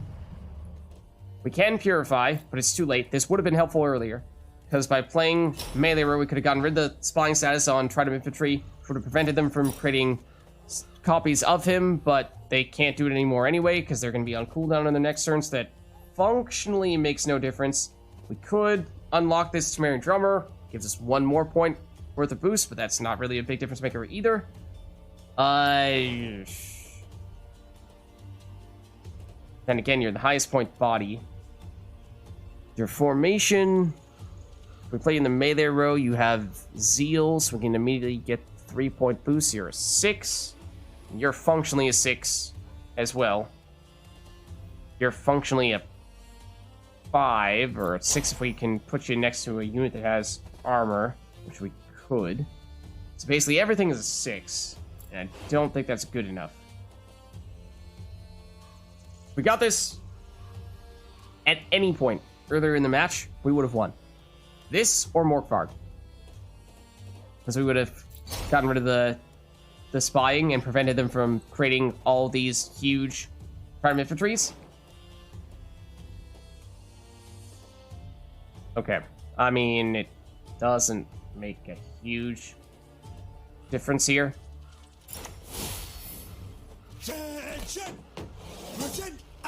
Okay, then it's Great Oak as well. And it's either damage or boost. We can't really remove anything with the damage, but we can just hit stuff. Like so. And boost somebody by 3. I mean, technically speaking, Trident Infantry is now safe to boost because they will not have any more opportunities to use that leader ability. So we can do this. And this, theoretically, means we are going to have a very slight lead here. Is that enough? I have no idea. But this one hurts. Officially, oh, they don't even play it. What? We won. It cost us a whole lot to do it. And that is without question my least favorite encounter in the entire game. And the first encounter that I would say is just outright poor game design. Because, again, if it works the same way it works in Gwent multiplayer, where you create a copy of the unit and you get the base copy of that unit with the base power, totally fine. You steal all the boosts that we've applied to that unit, not okay. Not okay. It was a spy and they didn't have room for it? That makes sense. Okay.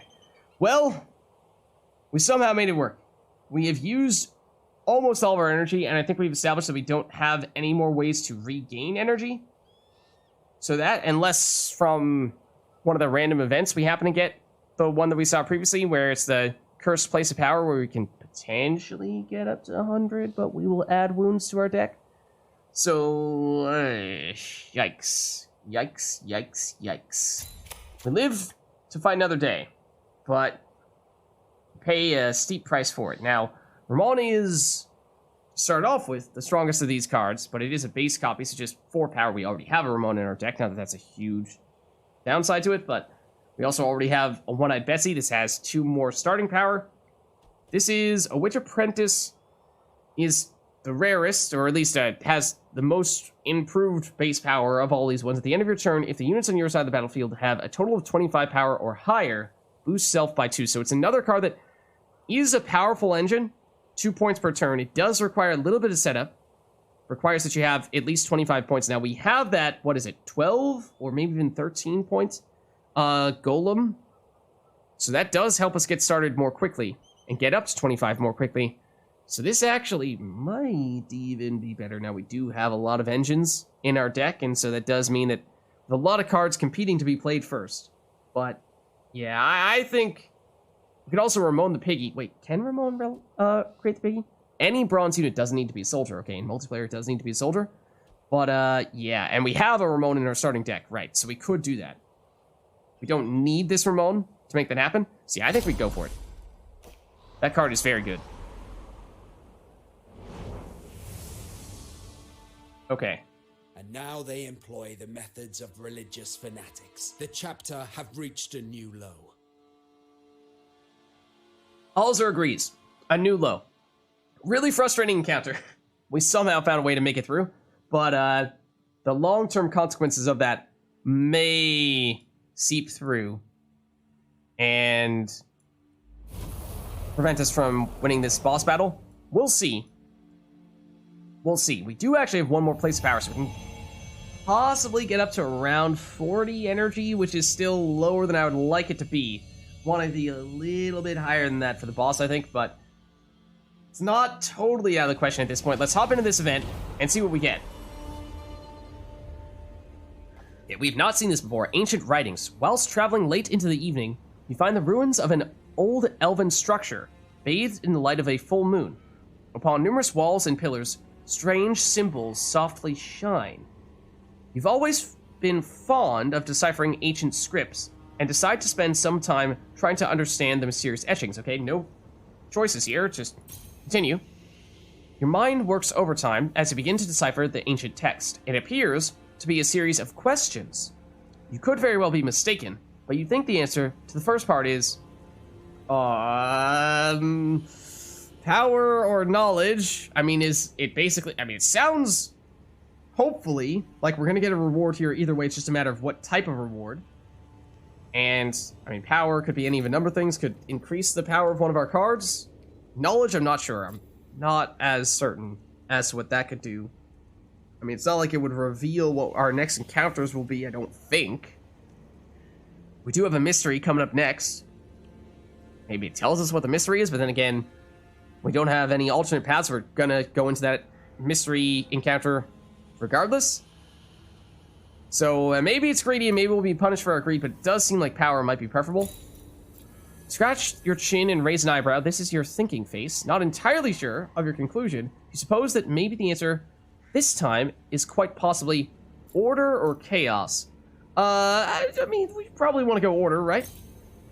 You've pondered on these symbols long enough and are now confident of your ability to read them. Okay. It's going longer than I thought. I thought this was just going to be one. Your eyes pan over the etchings one last time and you settle on your final guess. Life or death? I feel like we should probably choose life. Death feels like that is, you know, maybe playing with fire. An illusionary wall disappears. Behind it, a mass light shines brightly. Upgrade a unit by 2. Okay, I mean, it's a small upgrade. It's not an amazing upgrade. But we could upgrade the Witch Apprentice up to a 9. At which point, the reason we might want to do that would be it makes it easier for us to get up to 25 more quickly, and that is an important threshold for it. Alternatively, we could justify, can we even do it on Visigoda? I'm not sure that we can.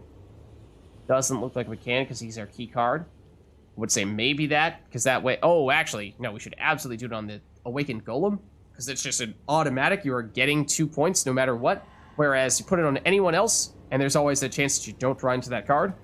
So I'm surprised that we can use it on you, but yes, we definitely will. Okay, lured by the enticing glow, you reach out your hand, but the light disappears before you can touch it. Oh, okay, but I think we still got it. Though you're unsure of what just happened, you decide it's best not to stay any longer. Okay, not sure what the deal was with that last part there, but I imagine there are a bunch of different things that could happen depending on what choices you make during that encounter. So I have no idea. I mean, it's positive, yes, maybe we could have done better depending on if we chose some slightly different choices there, but I guess we'll take it. So now it's another random event here, hopefully a positive one, because we can use all the support we can get at this point. We will still have one more normal battle before the final boss fight, so I mean, there might still be other things that could slow us down here. What do we have this time? Blizzard, that doesn't sound good. The wind strengthens, kicking up blankets of powdery snow before turning into a full-on gale.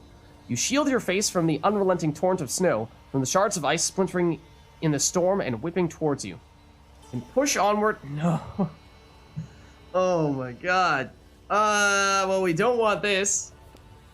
We can push onward and gain a wound, which is a dead card in our deck, or we can lose 15 energy. We absolutely cannot afford to lose 15 energy. Not only would that reduce the total energy that we have for the boss fight, we might not even have enough energy to go against the normal enemy that we have coming up next, because we'll be at 5. Which means we can't even use a portal. All we could do would be to use the boost with Cleanse, or 1 round of damage with Alzur's Thunder, and that is it.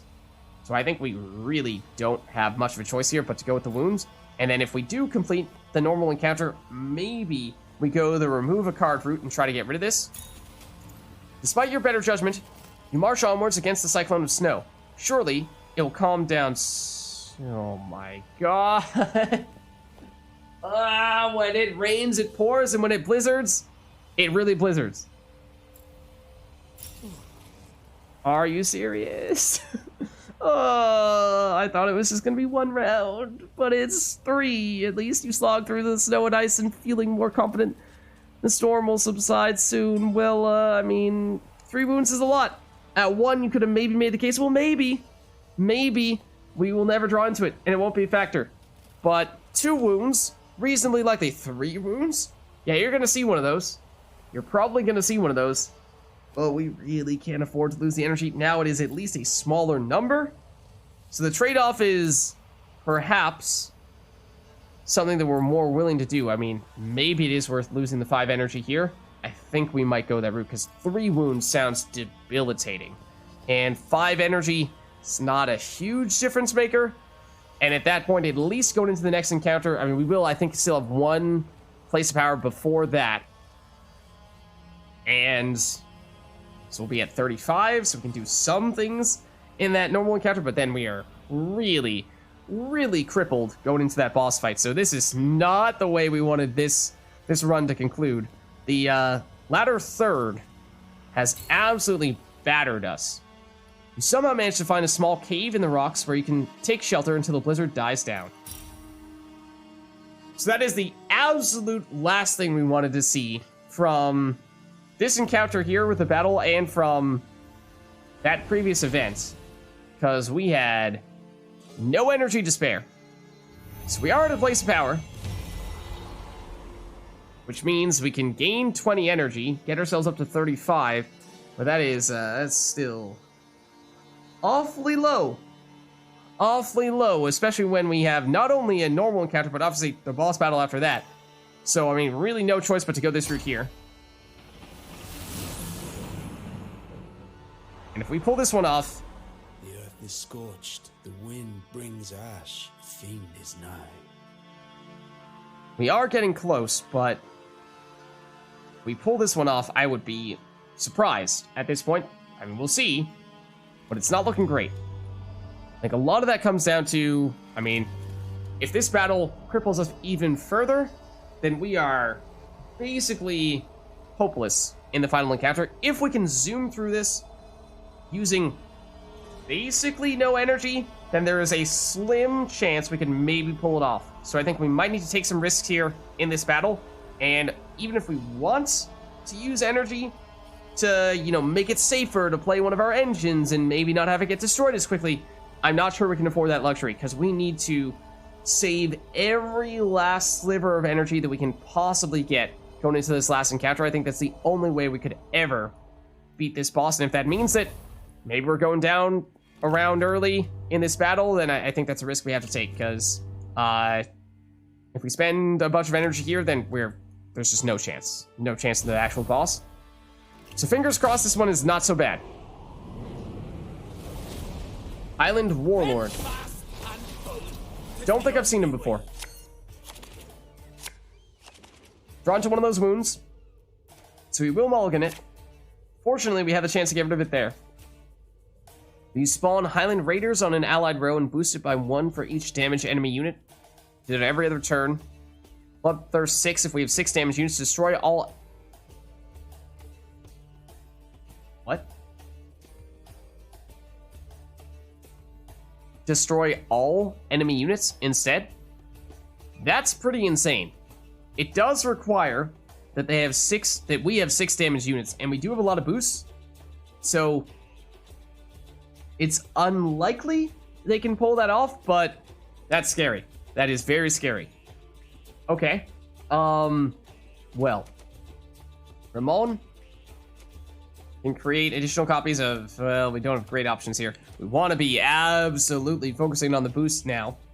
Because we now know that if things get damaged, things are going to go south really quickly.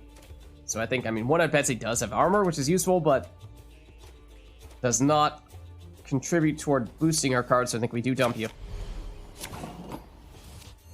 And we got a piggy. Oh, that's big. That's actually very big. Because we have the Ramon plus piggy combo. And that's what? 11 points, which means we are at exactly 25 if we play you both in the same row as the Ancient Golem. Okay, I think that's definitely the right play to start things off here. But here's the thing. What I was just saying before. Sure, we can invest in this encounter with energy. If we do, we are going to lose the boss fight after this. So we really need to find a way to win this without investing, ideally, any energy at all. So that's going to be really tough. Not today! The same tomorrow! Quick, move those hooves! We'll both be ham! So it's immediately getting boosted by 2. And I imagine they'll have a bunch of damaging cards. I'll smash your mug! And that's the way they're going to try to deal damage. So, I mean, armor is nice. So you're going to be the same as multiplayer.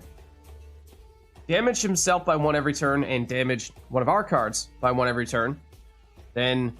once it gets down to 3 power, meaning basically on their next turn, it transforms into a Bear Abomination, which is a 6 power card that no longer deals damage to us. So we tanked the first round of damage with our armor, so that was good. That was good. Technically, second Witch Apprentice is the right choice here. Get this boosted up as quickly as possible. Now we just need 25 points total. Oh, technically didn't need to play these in the same row. In Gwent multiplayer, it needs to be 25 points in the same row. In Rogue Mage, apparently it can be just 25 points across both of your rows, so could have put these in any row we wanted. Similarly, with this Witch Apprentice, can go anywhere, but we want to play this as early as possible to get the value from it. And it does get boosted. So once again, can help play around this Highland Warlord. So I think we do go that route now. We'd like to get Dandelion here and see what we draw into with him. The problem is he does not get boosted, and he does not give us boosts. So he is an easy card for them to deal damage to and get closer to this Bloodthirst 6. So for that reason, gonna try to delay him a little bit and try to start by focusing on cards that are going to either boost our cards and make it harder for them to get to Bloodthirst, or have armor, or do both of those things so that it's really hard for them to get additional damage cards on our side of the board. We do technically still want to stack in one row to set up Great Oak, which can also go the boosting route if we want. Usually we've been doing damage for him, but that is also a choice we can make. So it should be Witch Apprentice here. Fly, Pegasus! Fly! Pegasus. Glorious. So we got these set up early, which is great. Okay, now they're going to damage every card on the board, including their own, but including ours. And fortunately, we tanked some of that with our armor, but it did hit the Ancient Golem. We really want something like a Temerian Drummer here, more so than a Trident Infantry, because yes, we can direct the boost onto you. We don't have much in the way of boosters right now, though, and without a booster, there's no way of making sure that you avoid getting damaged outside of leader abilities that we have established we really don't want to do.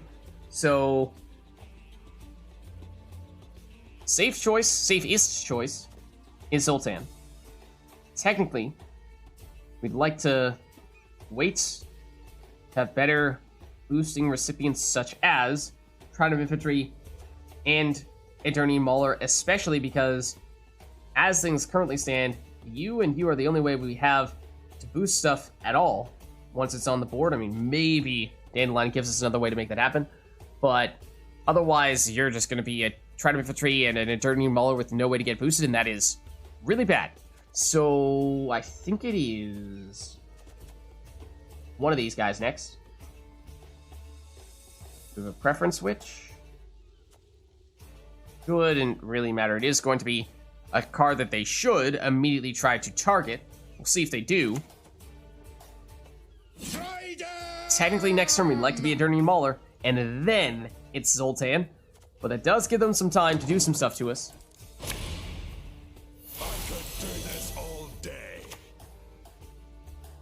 I did not want to see that. Did not want to see that. I did want to see this. So what that does, Patricide, same as he's in multiplayer, 11-point unit, which is pretty big, but he also spawns in damaged units on our side of the board, so it just makes it easier for them to get up to the Bloodthirst 6. So right now we have 4 damaged units, which is very close. Very, very close. What does it happen? What happens if we don't have Bloodthirst 6? That's when you spawn in the Highland Raiders, which is not a huge factor. The reason why I really like Stennis is because if we put him in the range row, we can boost up all of you guys and make you no longer damaged. We can't target you because you have immunity, but we can target this Trident of Infantry and deal a little bit of damage in the process and make it harder for him to become damaged as well. So I think that does become our next play here, just because this is almost code red right here. Very close to reaching the Bloodthirst 6 threshold, which is something we very much want to avoid. And Stennis is the perfect way to counteract that a bit. Because right now we only have 1 damage card after Stennis. Offering to the Sea is going to damage everything. That's really scary. That's terrifying. 1, 2, 3, 4, 5. 1 more damage unit and they can do it. And they will have their leader ability back on their next turn. Okay. So...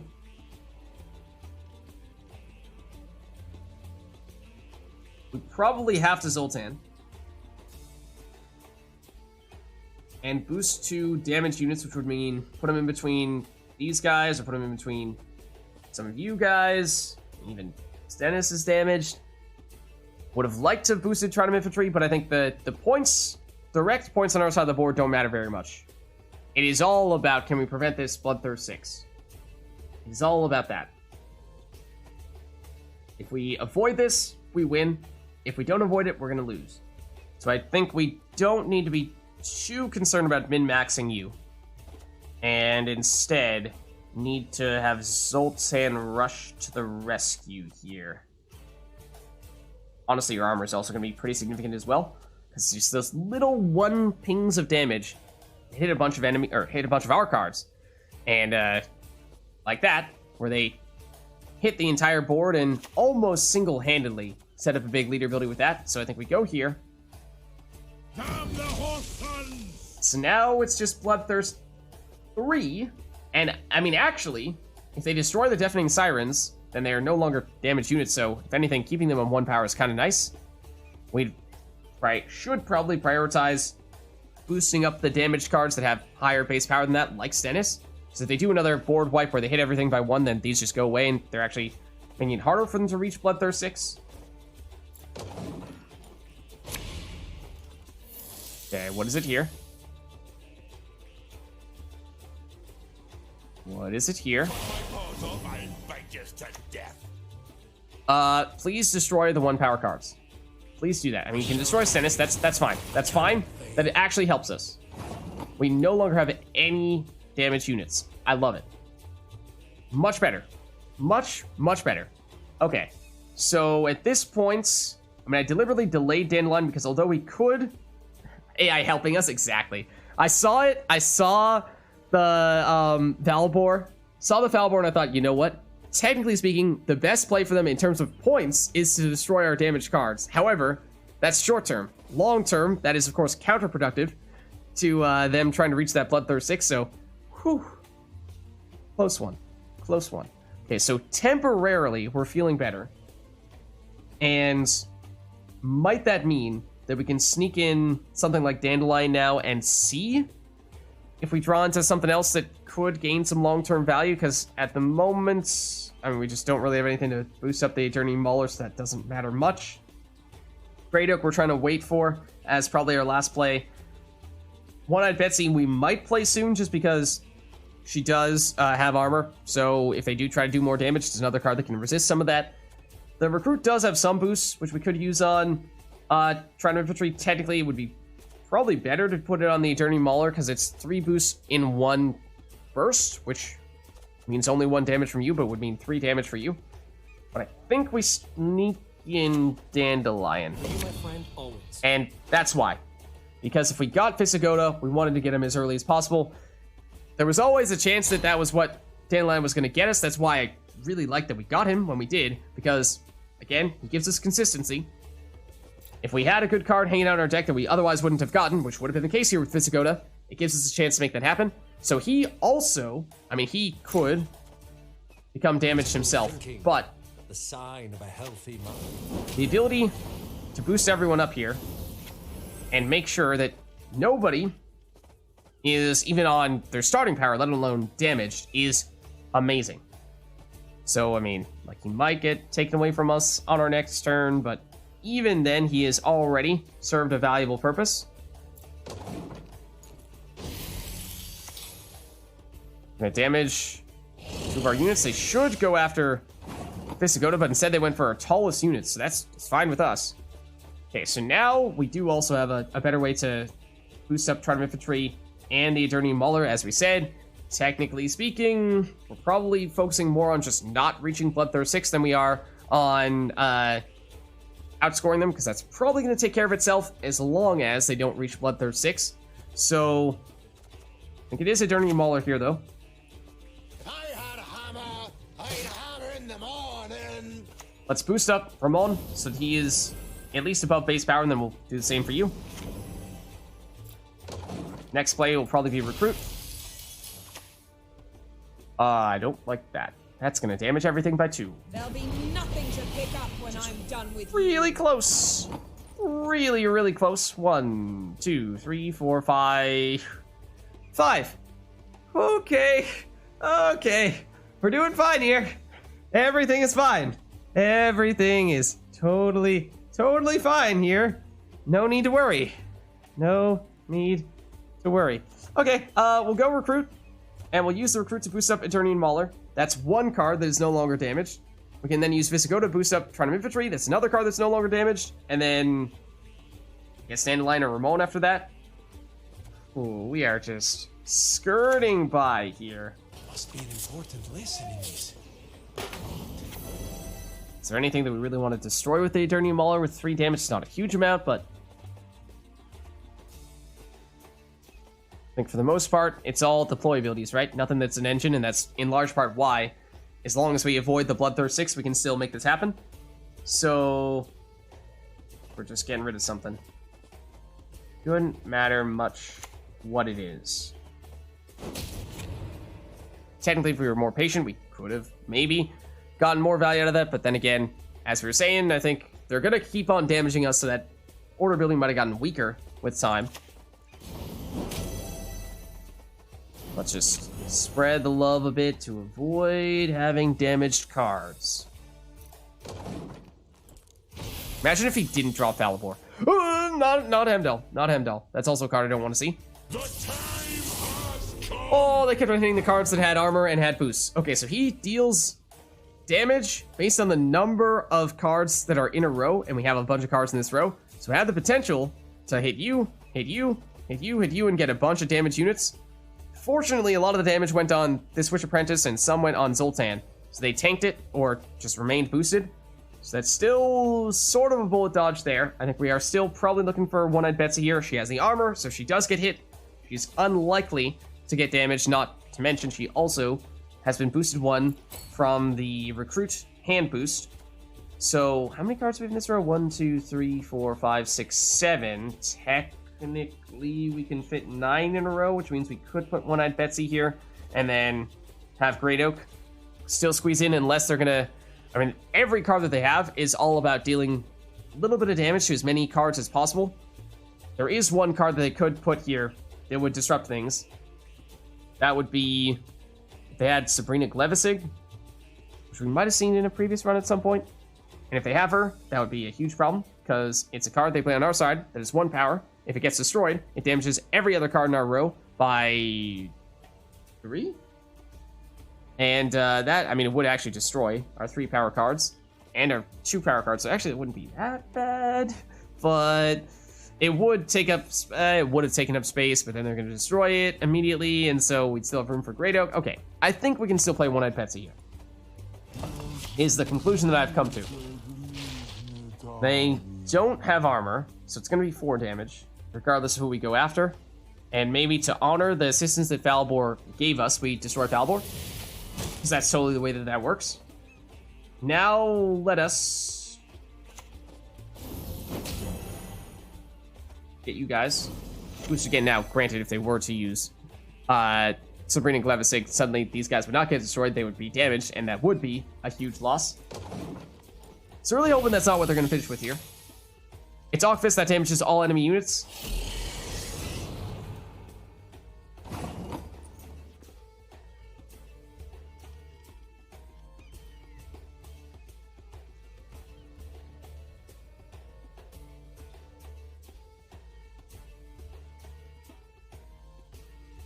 Well. Okay then. Perfectly balanced game. Perfectly balanced game. All right. In that case, we'll just casually portal into a 50-point card, and then we'll play Great Oak for an additional 9 points, and we'll win. Right? That's the way that that works, isn't it? Well,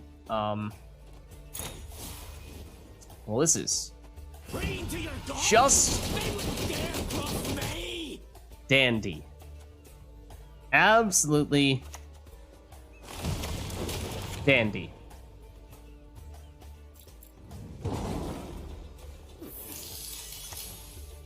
Board the Sea also would have damaged a bunch of cards. We fended them off for so long. So long. But that's definitely another cheesy one. Anything that can destroy every single card on the board in one turn is kind of strong, as it turns out. And you can have your entire deck built in a way that just about counters it. And on your second to last turn, they can still destroy every card that you have on the board. And at that point, it's just even more valuable for them to do that. So, well, that is the end of that run. Certainly not setting any speedrunning records, but that is our first loss. We defeated 4 enemies, including 2 elites. Honestly, the 2 non-elites that we fought, or is this 4 normal enemies and 2 elite enemies? That might have been the case. Because the last 2 normal enemies that we fought, exponentially more difficult than the elites were, for what it's worth. Which is part of what just makes it so weird. It's like, okay, you know, I'm assuming that when we're going to the elite battle, we can expect this is going to be tough. We'll prepare accordingly. We'll make sure that we have a bunch of energy remaining for that. Yeah.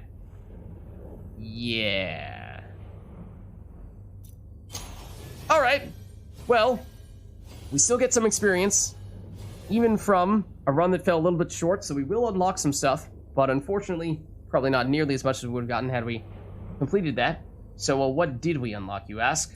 We got the Pig Fighter, which is a treasure card. This unit starts in your hand, so consistency.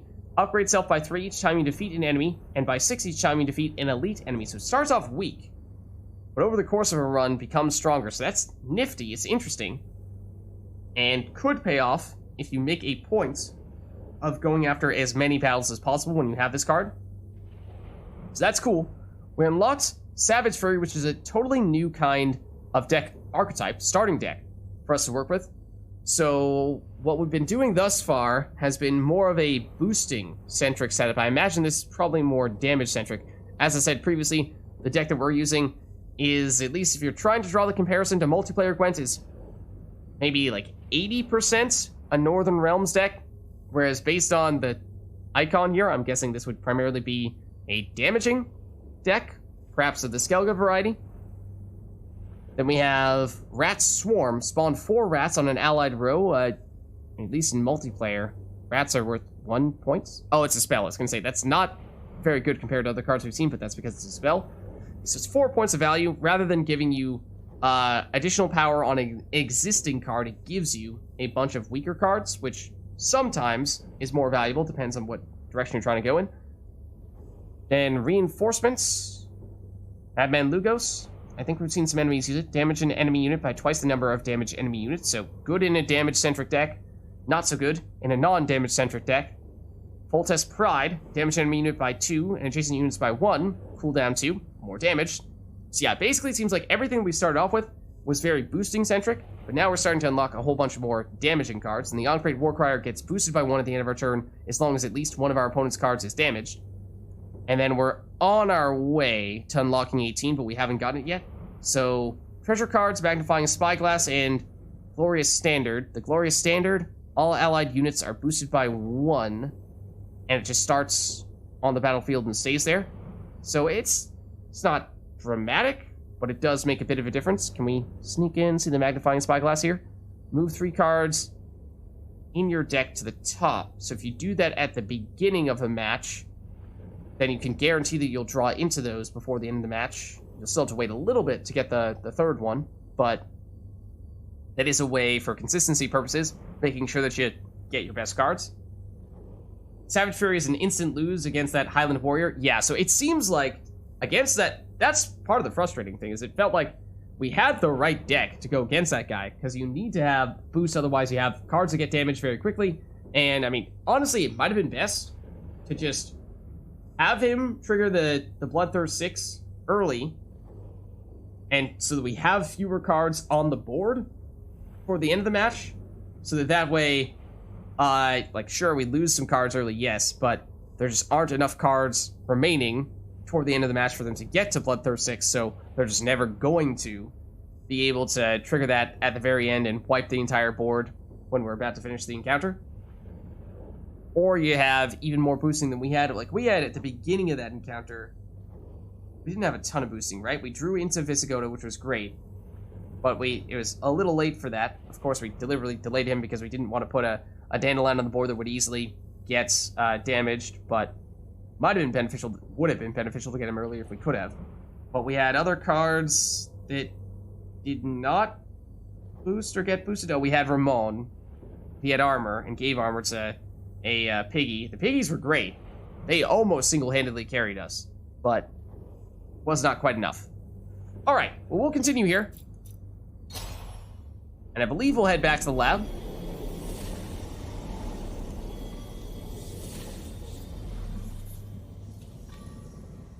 And Patience, patience. having not succeeded in that previous run, I think that's probably going to mean that if we go to the liquid tanks for our mutagens, this will still be empty. Yeah. Okay. Noteworthy. I think, yeah, we did still unlock some additional stuff here. Notably, the Pit Fighter. So there are more options here.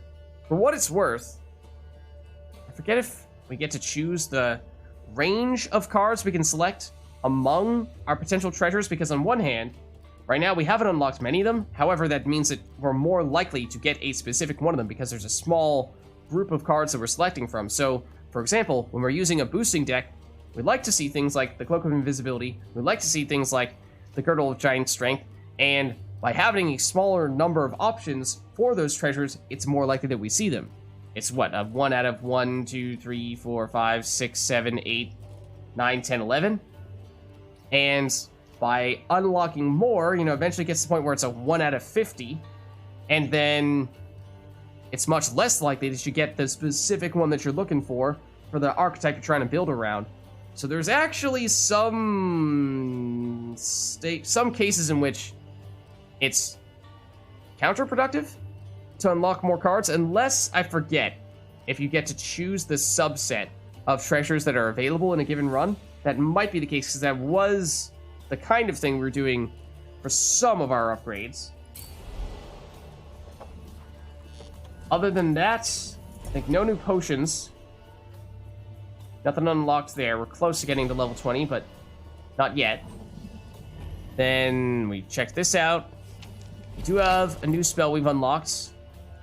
I'm just out of curiosity, was there anything that might have changed the situation for us? Like Thunderstorm we were considering taking, but I don't really think that would have helped us.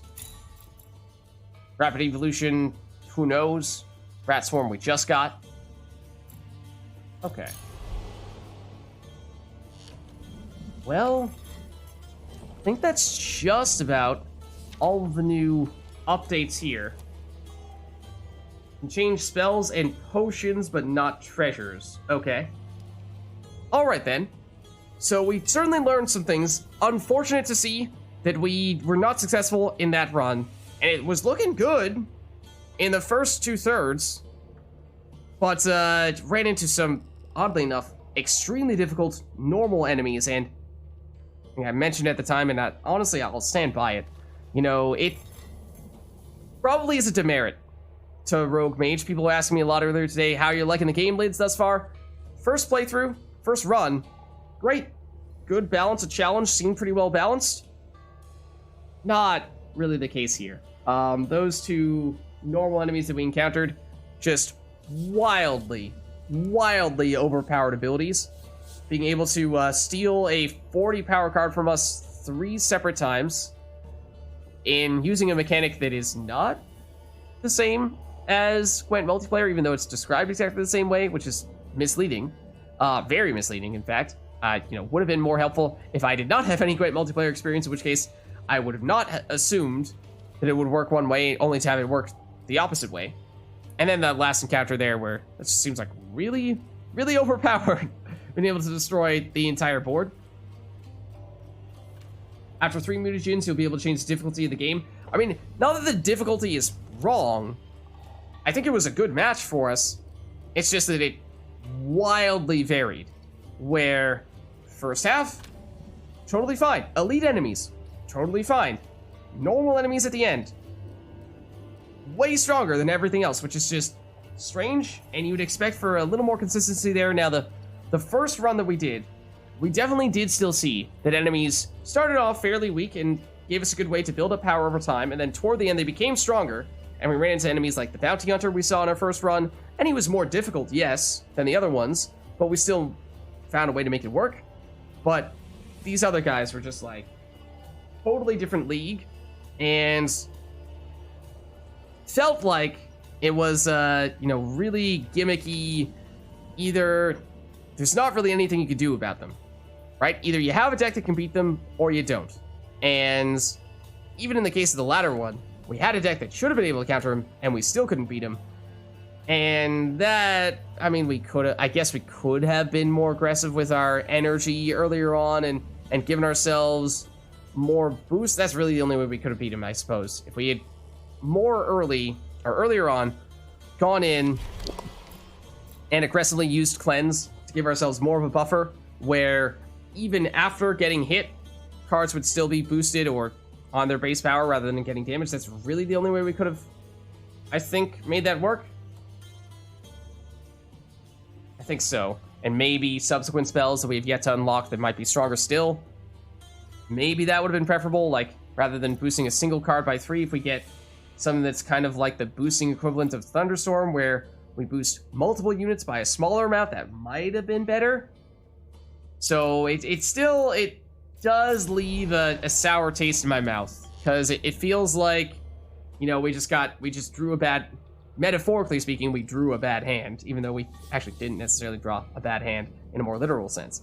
You know, it felt like we got punished by RNG to a crazy extent, not punished by lack or presence of skill, which is, talking game mechanics wise, good game design, rewards good play, and has some aspects of RNG that can affect things, but doesn't have win, lose, or draw based exclusively on RNG. Now, could we have played better? We could have played a little bit better. As I just said, we could have spent more energy to win that, maybe win that encounter, but even then, yeah.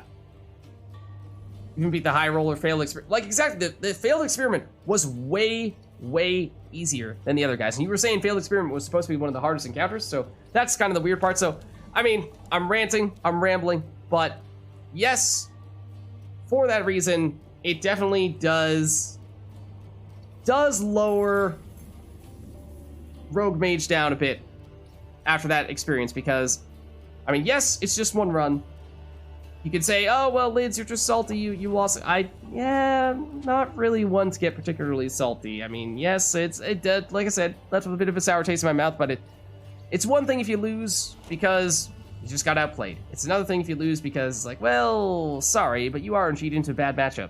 And we chained several bad RNG situations, one right after the other, and gave us basically no chance to win, with little to no control over that situation, which feels like, well, what was I supposed to do? And that's why it feels like, yeah, you know, maybe for that reason, that's the kind of thing that just feels like it's not very well balanced. But anyways, I digress. Still like the game, but it does raise a bit of a red flag that is, hey, you know, as you're going through, sometimes you're going to just roll on through, have no problems. Other times you are going to hit this humongous spike in difficulty, and what could look like a really strong run immediately gets halted in its place. But with all that being said, like I said, still think it's a good game. Maybe not quite as good as I thought it was a few hours ago, but, you know, we'll see.